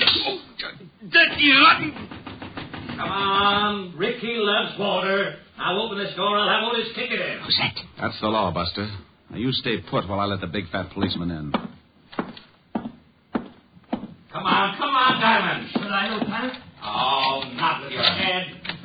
Well, greetings. Come on in, Walt. I got somebody. Hey, what the... Oh, I had somebody. Some guy jumped through Diamond's window. It's 8 floors up. Yeah, but there's a roof only 1 floor below. Look out the glass. There he is down there. Hey, you, come back here. He ducked behind that sign. Oh, just get off of my back. Oh, well, he's gone. That's that. What did he do? Busted into the office. Hey, is that dead guy over there? What does it look like, a bear rug? Oh. You think the guy who jumped out of your window has something to do with the dead man? I don't know. He had this gun on him. Well, why didn't you take a shot at him? Because if you'll notice, I've been holding it by the barrel. I wanted you to have the nice little old fingerprints. Oh. Yeah, oh. Why didn't you take a shot at him? Why didn't I? Yeah, Lieutenant, why didn't you? You shut up. Well, Walt?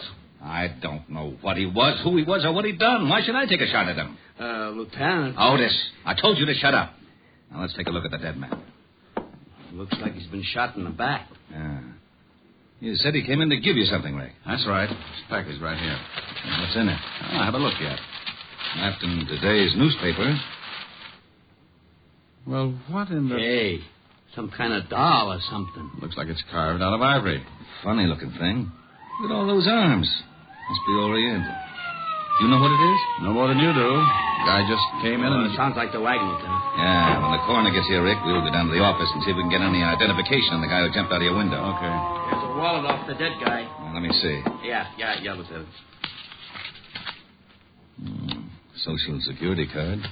Name's William Logan. Hey, here's something. Guy's a merchant sailor. Here's his card. We'll check these things. Look, Walt, you've got to wait around for the coroner's report. I've got a date with Helen later, so I'll go over to my place and get cleaned up. Then I'll meet you at the station, huh? Okay. Hey, where are you going with that statue? Well, the dead man, William Logan, gave it to me to keep. That's evidence. It's also something from a client. Client? He give you a fee? No, but he wanted me to have this thing. It looks like he died trying to get it to me. So he's a client until I find out what this is all about. Ain't he noble? Noble schmoble. That thing is still evidence. I'll take good care of it. Now, Diamond, you come back here. Walt, what do I always say when I leave you like this? What? What do I always say?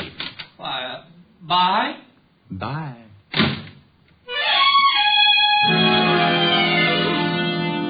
I left Walt and headed for my flat on East 51st. I wasn't about to try and figure the whole thing out because it was still an early case, and sometimes cases like that can stretch out into 2 or 3 murders before things begin to fit together. That's the way you got to figure. One guy dead could lead to another, so you walk on eggs for a while and make sure it's not going to be you. I got to my flat and went in. Smoked a few cigarettes. Looked at the carved ivory figure that William Logan had given me. It looked like a woman sitting cross-legged with all of her 6 arms outstretched. I gave it a good going over, but couldn't find anything unusual. So I put it on the piano and went in and started to shave.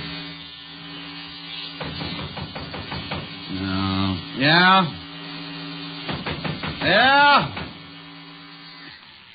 Yeah, what is it? Okay. When people don't answer, it makes me wonder. I crossed the living room, remembered the ivory figure on the piano. So just to be safe, I lifted the top of the piano and put the statue down inside. Then I moved over to the door. Mr. Diamond? That's right. I'd like to talk with you. I have a business proposition. Is there any money involved? Quite a good deal. Well, you've just made an appointment. Come in, Mr. Titus. Leopold Titus, Esquire. He came in all right, and he had the duck to do it. He must have been a good 7 feet tall, and even with his heavy overcoat, he couldn't have weighed over 140. He reminded me of a king-size case of malnutrition. He took in the whole apartment with one fast look and slid into a chair, rested his elbows, locked his hands, and put them under his pointed chin. It appears you've been shaving. I've interrupted. Oh, no. Split personality. Never touched this side. Mr. Diamond, I haven't much time. Good. Now, you said something about money. I can see that this is a subject which meets with your approval. Well, it sets off an emotional reaction, shall we say. I can't stand goosebumps for more than a couple of minutes, so let's get to it, huh? Yes, indeed. Mr. Diamond, I am prepared to pay $10,000 for Kali. Oh, well, that's dandy, but I'm not a booking agent. What kind of an act does Kali do? 10,000, Mr. Diamond. Look, to me, Kali is the name of a dog. Kali. Oh, okay, so he got mixed up with a French poodle. 10,000, and that's my top price. You know, of course, you're running me right into a nervous breakdown. I get the shakes when someone changes $5. Mr. Diamond, I want Kali. I will have Kali, whether I pay you the 10,000 or not. Look, Mr. Titus, really, I don't know what you're talking about. Well, I certainly hoped you'd be more sensible than this. I know that William Logan came to see you this afternoon. Oh? And I know for a fact that he had Kali with him. Well, did he have it when he left my office? I couldn't see. Mr. Logan was under a sheet. Now, either the police have Kali or you do. I'd like very much to know. Maybe I can help you, if you'll tell me exactly what this Kali is. I made an offer of $10,000, Mr. Diamond. That's a great deal of money, but it does not entitle you to play 20 questions. Okay. Now, if you don't mind, Mr. Titus, I'd like to finish shaving. As I explained, Mr. Diamond, I don't have much time. Well, then, good afternoon, Mr. Titus. No, I'm afraid not. Charles! Yes, Mr. Titus. Well. I thought maybe you'd cut your throat when you jumped out of my window. I hear you got rather ambitious with Charles, Mr. Diamond. We turned such a pretty color when you slap him around. I told you you'd be sorry for that. Yes, and indeed you will, Mr. Diamond, unless you tell me where I can find Kali. You can go to the devil. I'm afraid the trip would be unpleasant and premature. However, I'm sure your passage might be taken care of. Show him your new gun, Charles. Of course. Now you sit down, Diamond. Where is Kali, Mr. Diamond? And you know very well what I'm talking about. The small hand-carved ivory statue. Sorry, Titus. Yes, and so am I. I deplore the sight of blood. Oh, that's all right, Mr. Titus. Just turn your back. Yes, Charles. Excellent suggestion. Do you have a wireless, Diamond? No. But I got a lovely bunch of coconuts. Oh, very funny. All right, where's your wireless? Hey, never mind, Charles. Mr. Diamond has a piano. I can manage to raise or lower the volume as the groans dictate. I could make a lot of noise. My old piano teacher assured me I could do the same. Now, go ahead, Charles. Hey, now, wait a minute. Oh! Where is Kali, Diamond? Oh, nuts. Again, Mr. Titus? Again, Charles. Are you using your fist, Charles? Oh, yes. Well, use the barrel of your gun. We haven't much time. All right. Oh, now, wait a minute.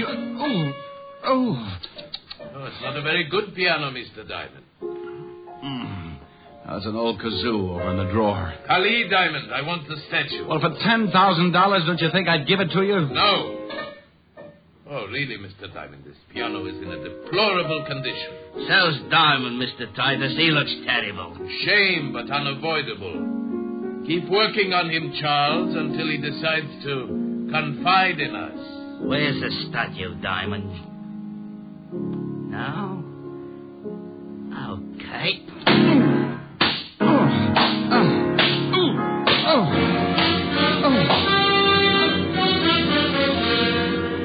NBC is bringing you Richard Diamond, Private Detective, starring Dick Powell.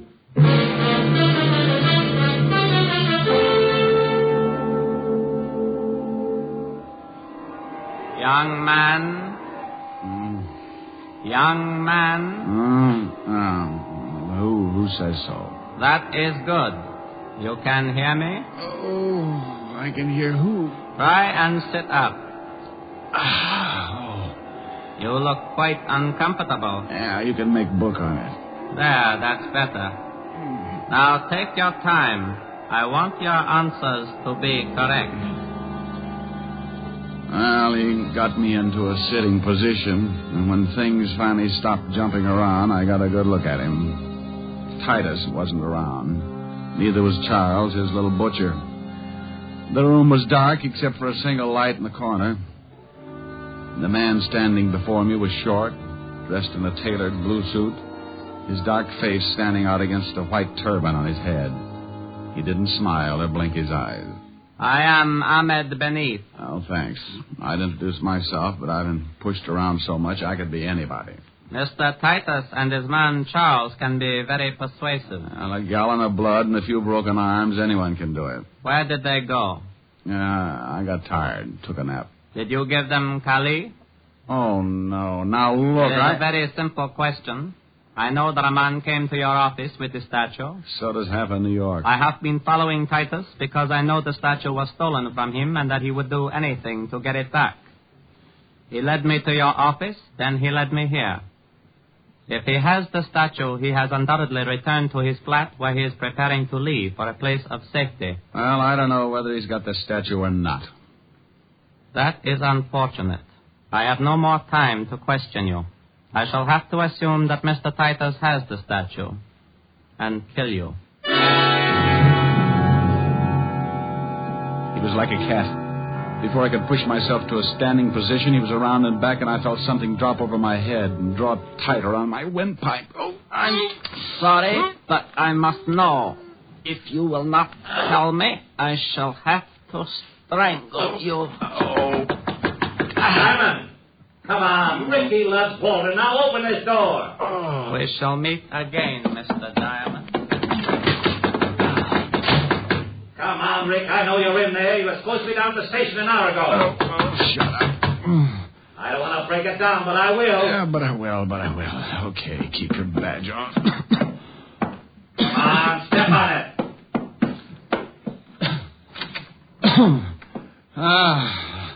Well, Blue Eyes. Where's Diamond?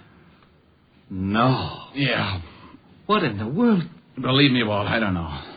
You look awful. Yeah, I feel like I've been playing in a wind tunnel with blocks of cement. What happened? Look, before I go into it, tell me what you found out. We better take care of you first. Yeah, it'll have to wait.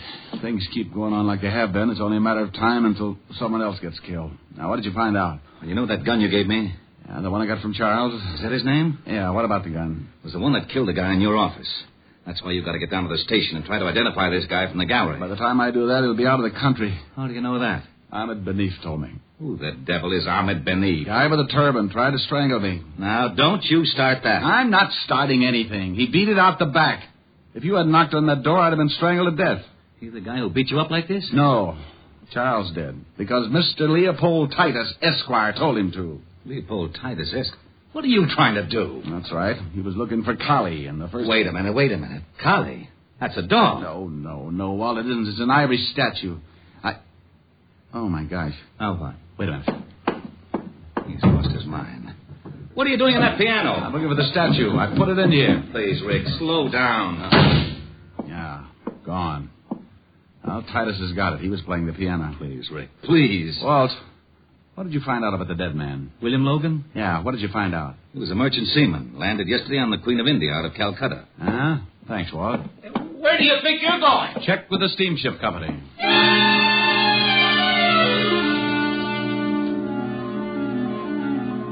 I stumbled out of my place looking like an ad for ground sirloin and grabbed a cab. On the way to the India steamship lines, I tried putting two and two together. The little statue, Kali, was the reason for the whole thing. One man was dead because of it, and everybody who was connected with the case was perfectly willing to kill anyone else at any time. Mr. Leopold Titus wanted it, so did one Ahmed Benif. Titus and his boy Charles evidently tailed William Logan, merchant seaman, to my office, and somewhere along the line, Charles shot him. Ahmed Benif was tailing the whole bunch. 2 and 2? Well, maybe, but I still needed some answers. A cab pulled up in front of the East India steamship offices, and I went in. A nice little girl with a nice little personality showed me the passenger list of the India Queen, and sure enough, Mr. Leopold Titus and a Mr. Charles Freely, first class. I thanked the girl, told her I'd send her a picture when my face got back to normal, and I headed for the docks and the customs office. I needed an address on Titus, and I knew that he must have signed a manifest at customs. He had. And 5 minutes later, I was back in my cab headed for the residence of Mr. Leopold Titus, Esquire, Kew Gardens, Long Island. It was a big, sprawling house, and by the time I got there, my watch was leaning on 7 o'clock. I paid the cabbie with my last $20 and started toward the only light burning.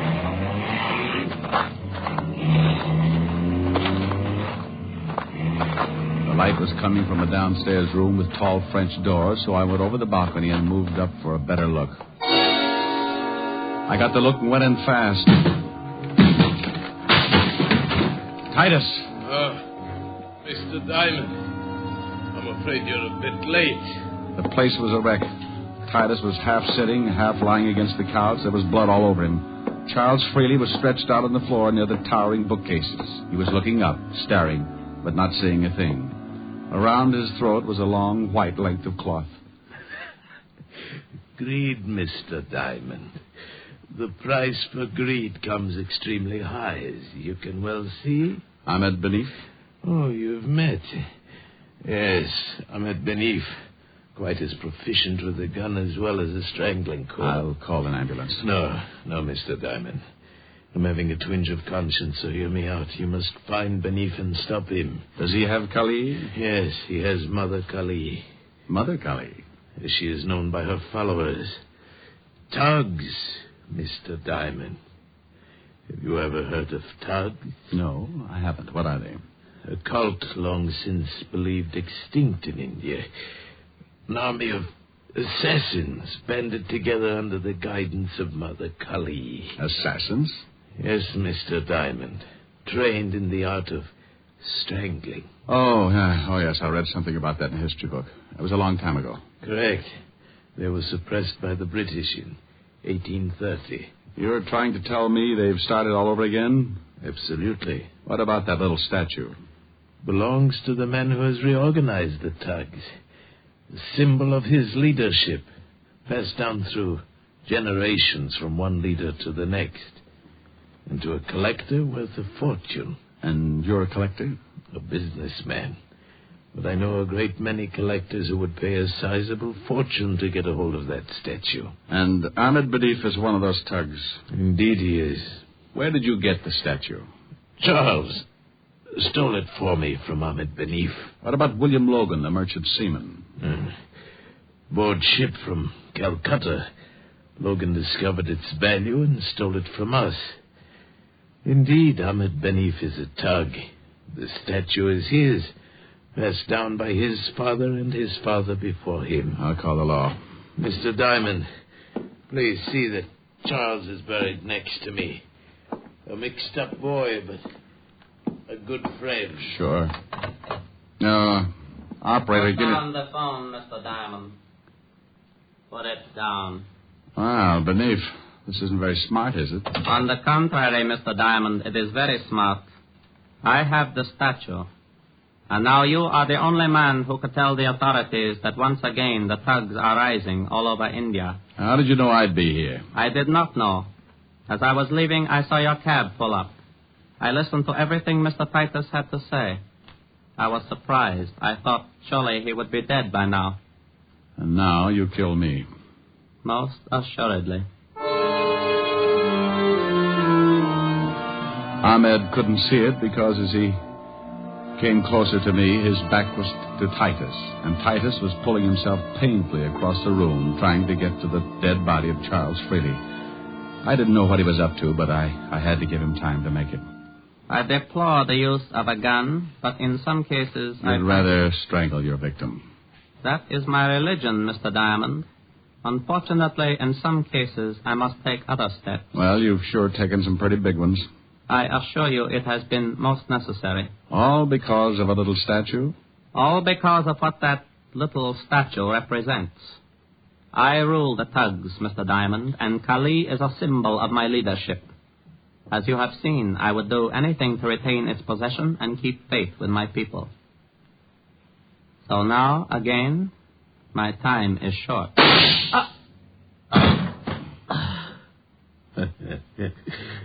Indeed, it was short, wasn't it, Mr. Diamond? Indeed. I'm certainly happy that Charles had his new gun. Thanks, Titus. A pleasure. And now, quickly, 2 favors, Mr. Diamond. What are they? First, take the statue of Kali and destroy it. I must have your word. You've got it. The second, I wish your honest opinion. I'll try. Once you directed me to the devil, and I said that it was a premature crossing. Yes? I fear that perhaps now it is not. Your honest opinion, Mr. Diamond. Do you think he could really stand the competition?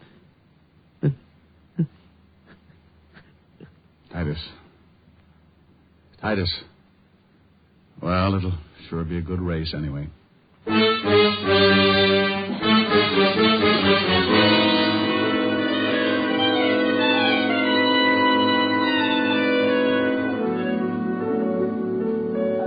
How do you feel, Rick?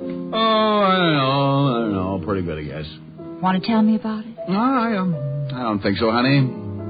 You just get confused with an old argument about right and wrong. Well, I wish you weren't so unhappy. Unhappy? Oh, honey, you said a bad word. I'm just mad about my bruises. Oh, I think the colors are lovely. Well, so do I. I've just got to be careful about wearing plaid. Oh, Rick. Pretty bad, huh? Yeah. Why don't you just sing something? All right, dear. I'd love to. Bye-bye, baby. Remember you're my baby. When you give me... Did you hear that?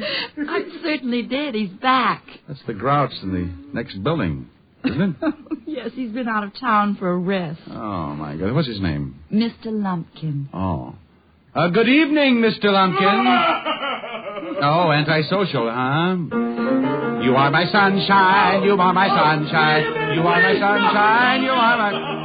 No. Good evening, Mr. Lumpkin. All right. Good evening. Well, now that's better. Now, what would you like to hear? The sound of you cutting your throat. You're fighting me. Oh, I'd love to with a machine gun. Tipper. Control yourself. I may ask questions later. Oh. Good evening, Mr. Lumpkin. You stay out of this. Good evening, Miss Asher. My, you're looking well. Oh, thank you. So are you. If he leans out any further, he'll be hanging by his heels. Now, you just stay right there, Mr. Lumpkin. We've got a lovely surprise for you. Yes? Yes. Now, sing something nice, Rick. Love it. Bye-bye, baby. Remember you're my baby when they give you the eye. Although I know that you care, won't you write and declare that though on the loose, you are still on the square. I'll be gloomy, but send that rainbow to me. Then my shadows will fly, though you'll be gone for a while. I know that I'll still be smiling with my baby by and by, with my baby by and by. How do you take it? How is that, Mr. Lumpkin? Oh, Miss Asher, it's impossible for me to express my feelings at this moment, especially when a lady is present. He didn't like it. Well, what do you expect from a clarinet player? Come on, let's case the icebox.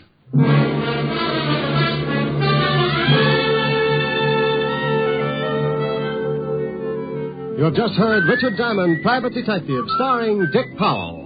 Gypsy Rose Lee visits Duffy's Tavern tomorrow on NBC.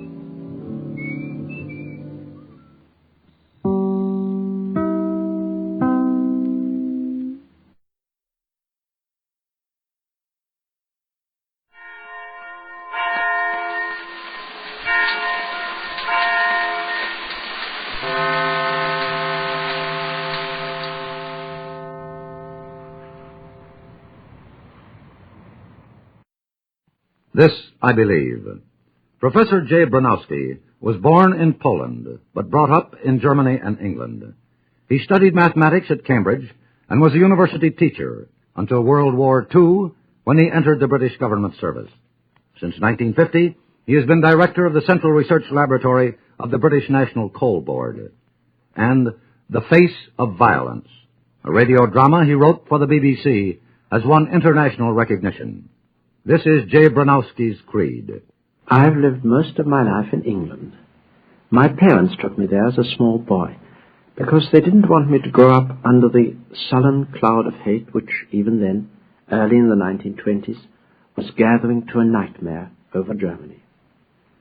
So I went to an English school to learn, in a language which was foreign to me, all those oddities of mathematics and science which opened like a picture puzzle book, half understood and half teasing to an excited, growing boy. My chemistry book was as strange to me because it was written in English as because it was full of formulae. I had to learn H2O and water as two foreign words, not one, and both at the same time. I never had time to wonder which was the more difficult language, and to tell you the truth, I fell in love with both. Since then, I've never put a fence between one part of my mind and another. I'm a professional scientist, and I spend most of my time in the practical work of directing a large laboratory. But I've never lost my boyish passion for the great writers of English. I've written 2 books about English poets, and I hope that this visit to America will make me eager to write a 3rd. But at bottom, I've not come here either as a scientist or as an imaginative writer. I've come here as a man. I want to see this landscape again, from New England to the Pacific. I want to see the people and the ball games and the gardens at Charleston and the new Cosmotron. The delight which I learned from the struggles of my boyhood is delight in the whole of life. So my philosophy is that which Albert Schweitzer has put into his own phrase, reverence for life. But I find reverence too passive a word. I would say actively an exploration of life. I think every man and woman can live fully if they welcome new experience. But even then, you can't live by simply letting the experiences pass over you. Life can't be treated as a show, however colorful. You have to put questions to your own experience, to find a pattern in it, to explore its meaning. And in my own case, I know that I must look for the meaning for myself. I can't be satisfied to treat my life as the verification of someone else's religion. That is, like Schweitzer, I believe that man's instrument for finding the truth in life, the life within us, as well as the life around us, is the human mind. I learn to know myself. I learn to be myself by exploring the world. I discover myself in my experience of the world. My deepest knowledge, I think, is always knowledge of myself, but I have to get it actively by living fully in the world and asking questions of it. To me, this is a rewarding and a happy belief. This is why I find Einstein as rich as Shakespeare, science as rich as poetry, and the picture throwing a curve as exciting as a new language, because in these skills each man discovers himself, and mankind fulfills its own humanity. There are the beliefs of Professor J. Bronowski, prominent British scientist, author, and radio dramatist.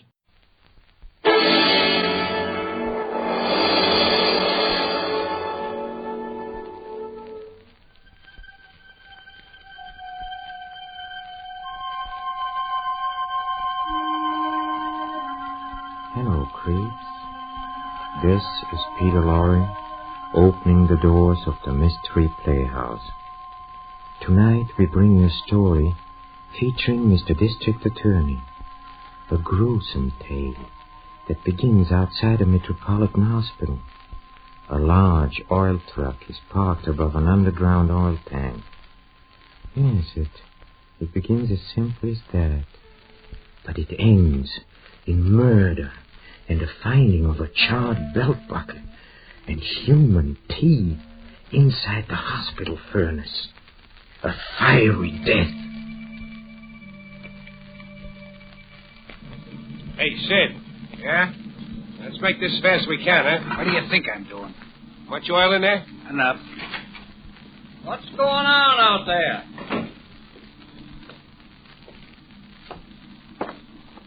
What you doing, mister? Delivering oil. Well, that's a break. I didn't think we'd do it again any till next week. We just got a shipment in. We thought you could probably use some here at the hospital. I should say we can.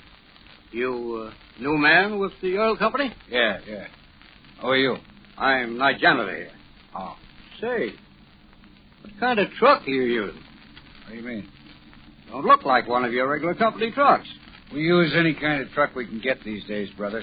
Who are you talking to, Sid? Janitor guy here. Look, mister, you have any papers? Delivery papers I could look at? Sure. There you are, brother. I hate to act suspicious, mister, but I just been reading in the papers about them fuel oil hijackers. What's that? Some fellas that's been draining oil out of the tanks at public buildings, making out like they were delivering the stuff. No kidding. Yeah. Police have warned all of us to be sort of on the lookout for them. Oh, I don't blame them. Say, you're not the regular outfit that's been selling oil to us. What makes you say that? These papers here. Something funny about them. Yeah? Yeah. I think I'm going to have to ask you and your friend here to come inside. Nosy old bum. Hey, what happened, Sid? I had to clip that janitor guy. Now, let's get this truck filled and get out of here quick.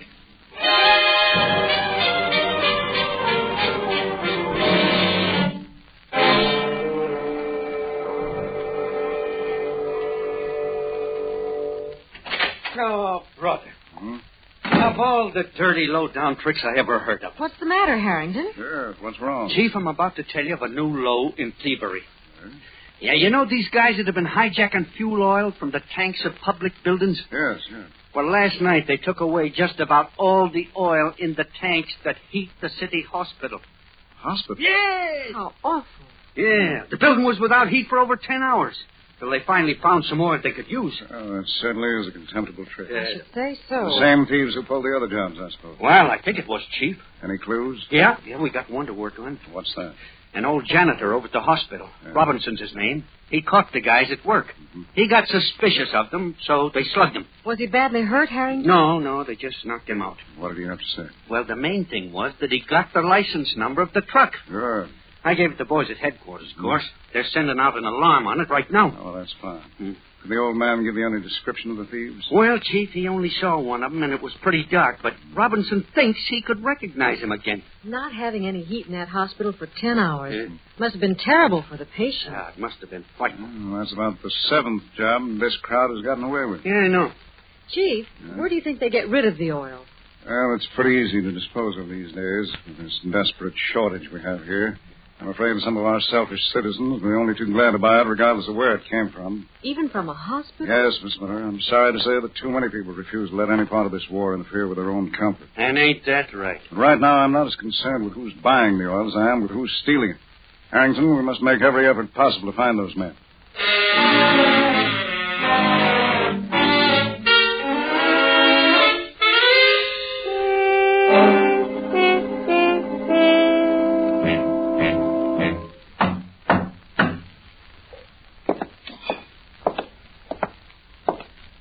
Yeah? It's me, Artie.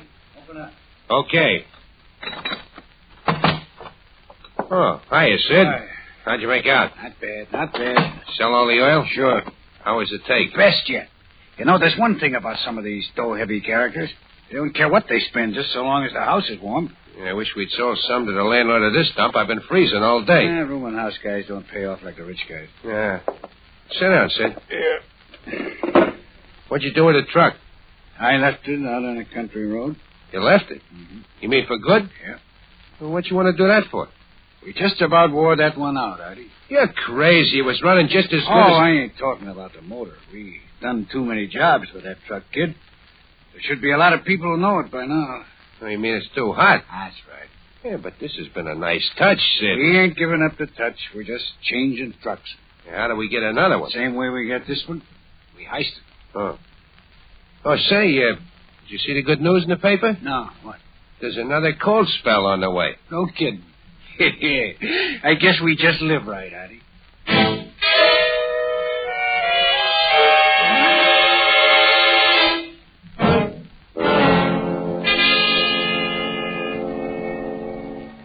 Come on in, Harrington. Okay. What did you find out about the oil thieves? Well, something, Chief. Yes?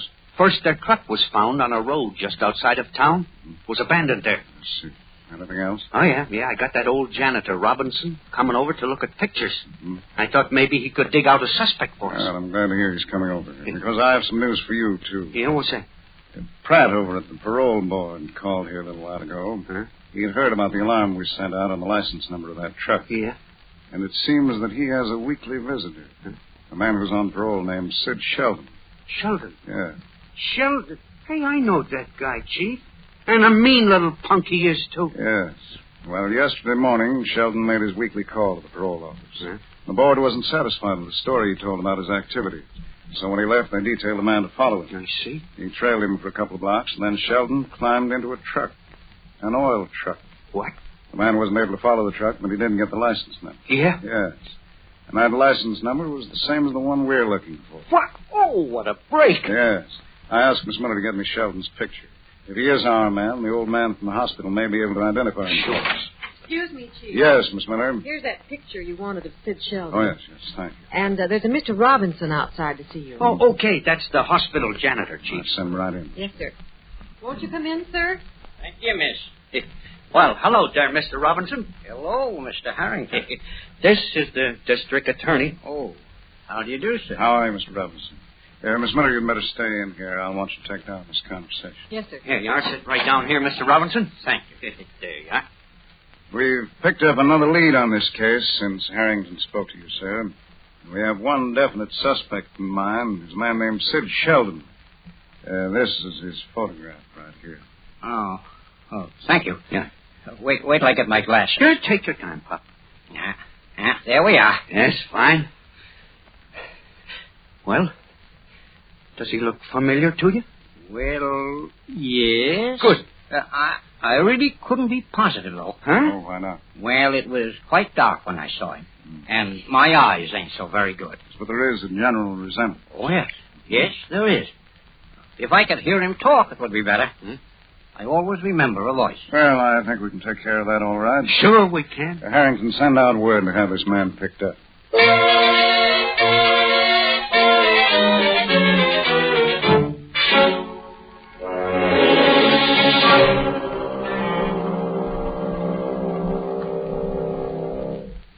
Read me the last part again, Artie. Sure. It's in the front page of tonight's paper. The license number on the truck that Sheldon entered when leaving the parole board earlier in the day definitely checks with the one that hijacked the hospital fuel oil. That's great. That's great. That dirty janitor punk is the one who messed this up. What are you going to do, Sid? I don't know. I'm just trying to think. Yeah? Let me see. Give me a match. Here you are.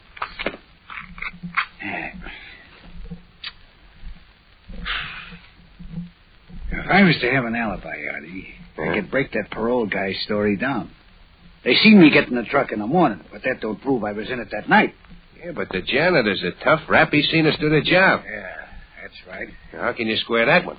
I think I know a way we can try. Yeah? Come on, Artie. We're going with that hospital.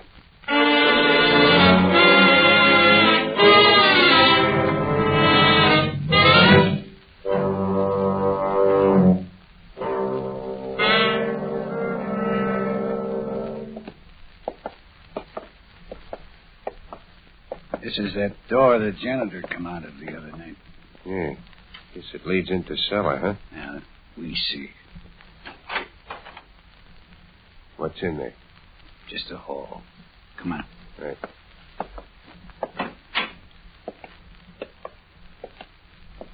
And the basement room right up ahead here. Yeah. Hey, wait a minute. Huh? Here's the old guy now. See him? Sitting in that chair with his back to us. Yeah. Anybody else in there? Oh, I don't see nobody. Let's go. Right.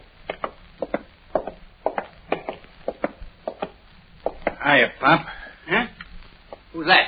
You got company. Wait a minute. You sound like that fella. I am that fella. What are you doing here? We come to have a little talk with you. You've been shooting your mouth off too much, Pop. Sure, we come here to tell you to lay off. What do you mean, lay off? I mean, you ain't never seen him before in your life, especially around no oil truck. Now listen. You do the listening. We can shut you up real good. You're not scaring me. Not yet, we're not, no. But we ain't even started yet. Now listen. You let me up out of this Sit chair. down. No, let go of me. Stay there, I said. Let me go. Why, you dirty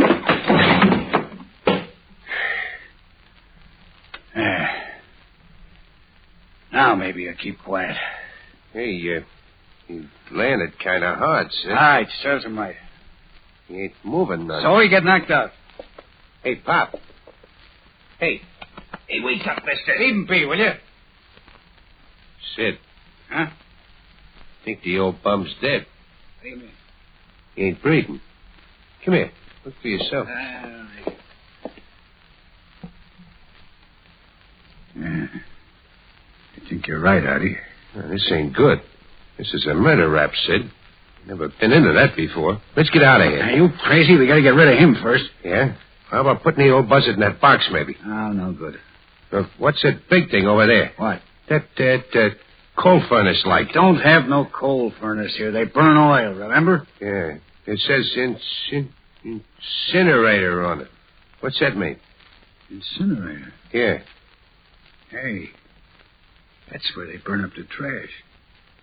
Maybe you found something, Artie. Huh? Sure. Sure, that's just a spot for him. He never get found there.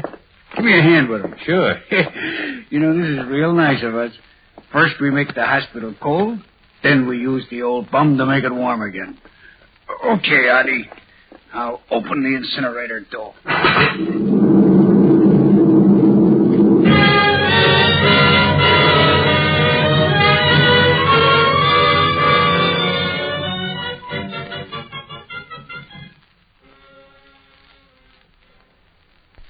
Don't understand it, Chief.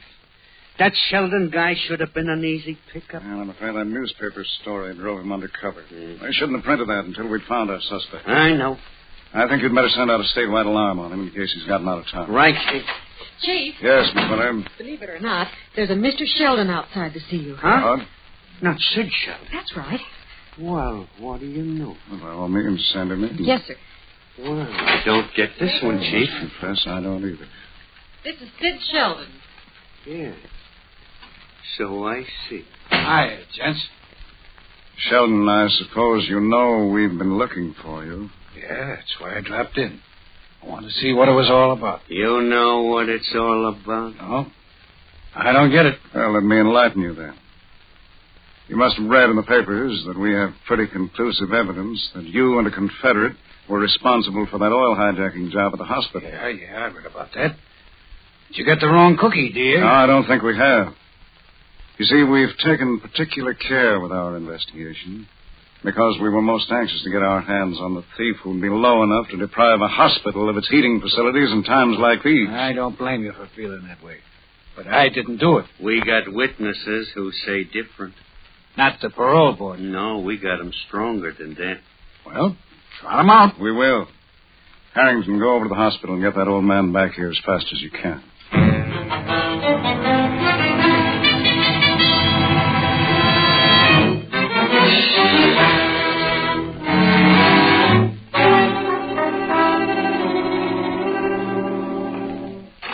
Yep, excuse me, Chief. Come in, Harrington.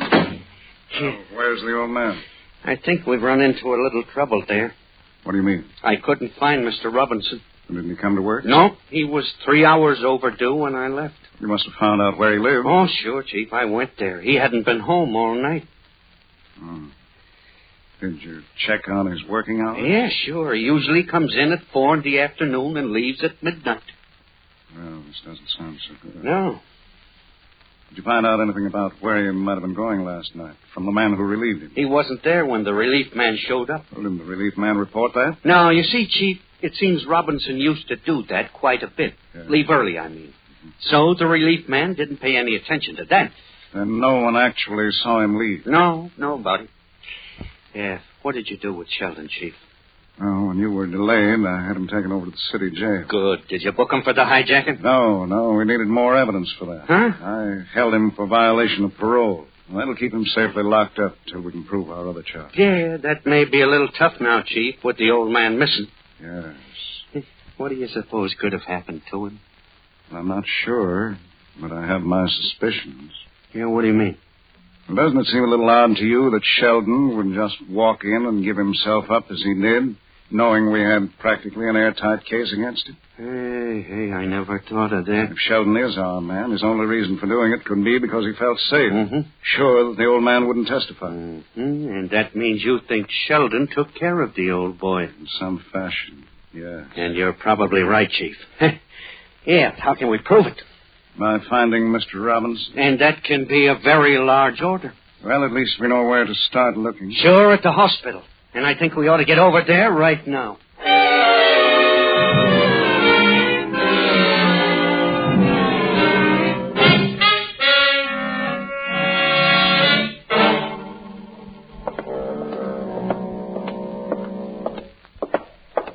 Oh, Chief. Yes, I'm back here, Harry. All right. Well, I talked to a lot of people upstairs in the hospital. Yeah? Nobody seemed to know anything about the old guy. I see. Now, did you find anything down here? Yes. Yeah, what is it? It's something that just about proves to me that the old man didn't leave the hospital. No kidding. I'm looking around now for further evidence. Grimmer evidence. Hey, do you think he was knocked off? What would be your guess? Well, where have you looked so far? Several of the little rooms back there. They're storerooms, mostly. Mm-hmm. No sign of anything, huh? No. Well, suppose we case this one out. Yes, I think we'd better. Not an awful lot of places he could be hidden in here. No, there aren't. Nothing in this box. I'll try this closet here. All right. Anything there? No. Well, there's only this storage bin left. That's stark empty, Chief. Yes, I see. Well, what do we do now? We looked at everything in here. There's just one exception. What's that? This incinerator here.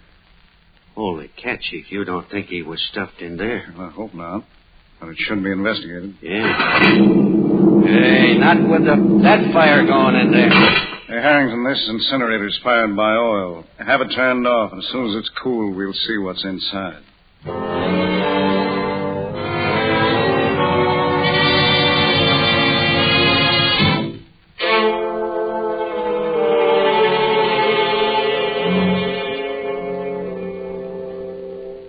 Well, the sides of this incinerator feel pretty cool now, Chief. Yes.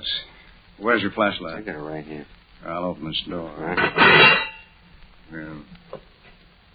Just look around from out here first. Mm-hmm. Come on, Harrington. This door is big enough. We can both look in. Right. Golly. There's more room inside than you'd think. Yes. Run your flash along the sides first. Right. Don't see a thing.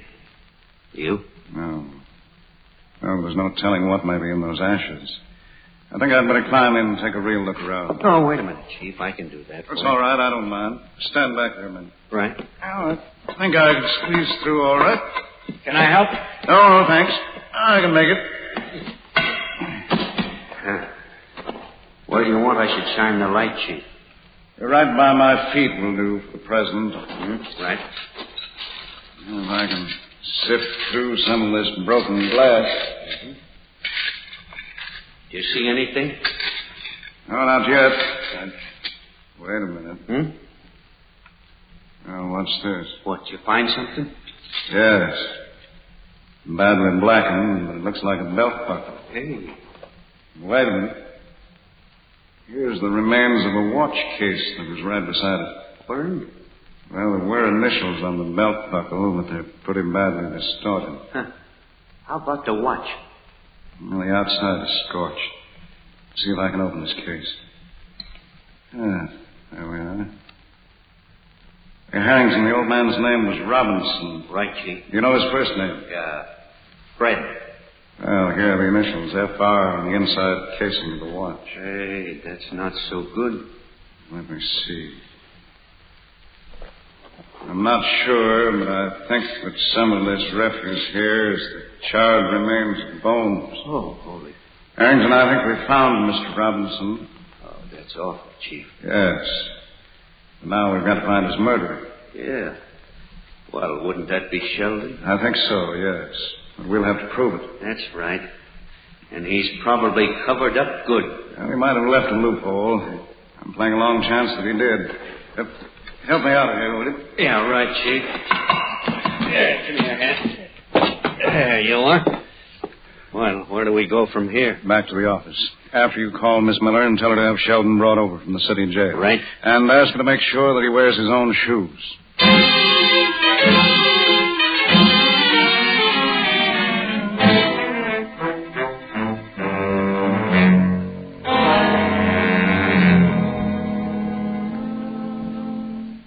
Look, Copper, at least will you tell me why the DA took my shoes away with him? I haven't the slightest idea, Sheldon. Well, it's the screwiest thing I ever heard of. Harrington? Yes, Miss Miller? Do you suppose it would have anything to do with Mr. Robinson's body being found in that incinerator? No.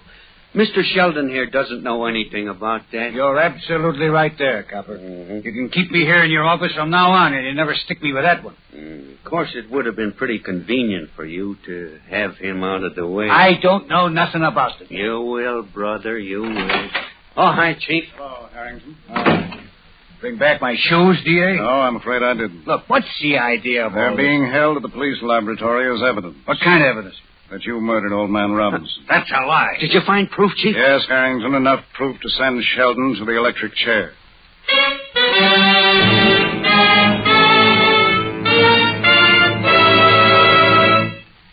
Now, here is your district attorney with the solution of tonight's case. Well, ladies and gentlemen, I'm happy to say that with the evidence I uncovered, I was able to convince the jury of the guilt of Sid Sheldon, and he was executed in the state penitentiary for his shameful crime. Yeah, and, Chief, you might add that Sheldon's pal, Artie, was picked up and executed, too, after he confessed to his part in the murder. Yes, Harrington, and that took care of both of them. Chief, don't you think you ought to tell the folks just what the clue was that made you certain that Sheldon was the murderer? Well, it was something that I found in the basement of the hospital. It served two purposes. It told me that the old man was still in the building, and it also led to Sheldon's downfall. Yeah, well, why don't you tell what it was, Chief? That's what I was just going to, Harrington. Yeah. It was the old man's eyeglasses. I found them on the floor near the incinerator. And when he was in my office, you'll remember, he said that his eyes were bad, so I knew that he wouldn't have gone out without his glasses. And how did the glasses lead to Sheldon's downfall, Chief? Well, one of the lenses was crushed. It appeared to have been stepped on. I played the chance the murderer might still have some evidence of ground glass on the bottom of his shoe. When I took Sheldon's shoes from him, I found several particles of glass embedded in the rubber heel. The police laboratory confirmed that fact for me, that these particles matched the broken lens in Mr. Robinson's glasses. And faced with that evidence, Sheldon admitted his guilt.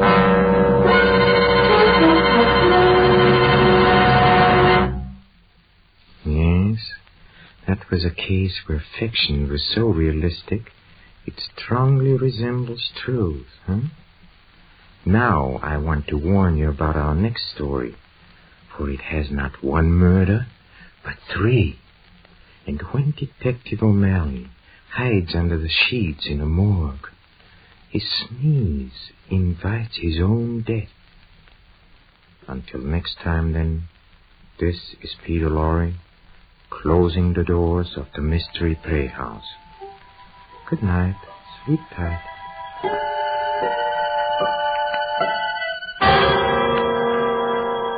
This is the Armed Forces Radio Service.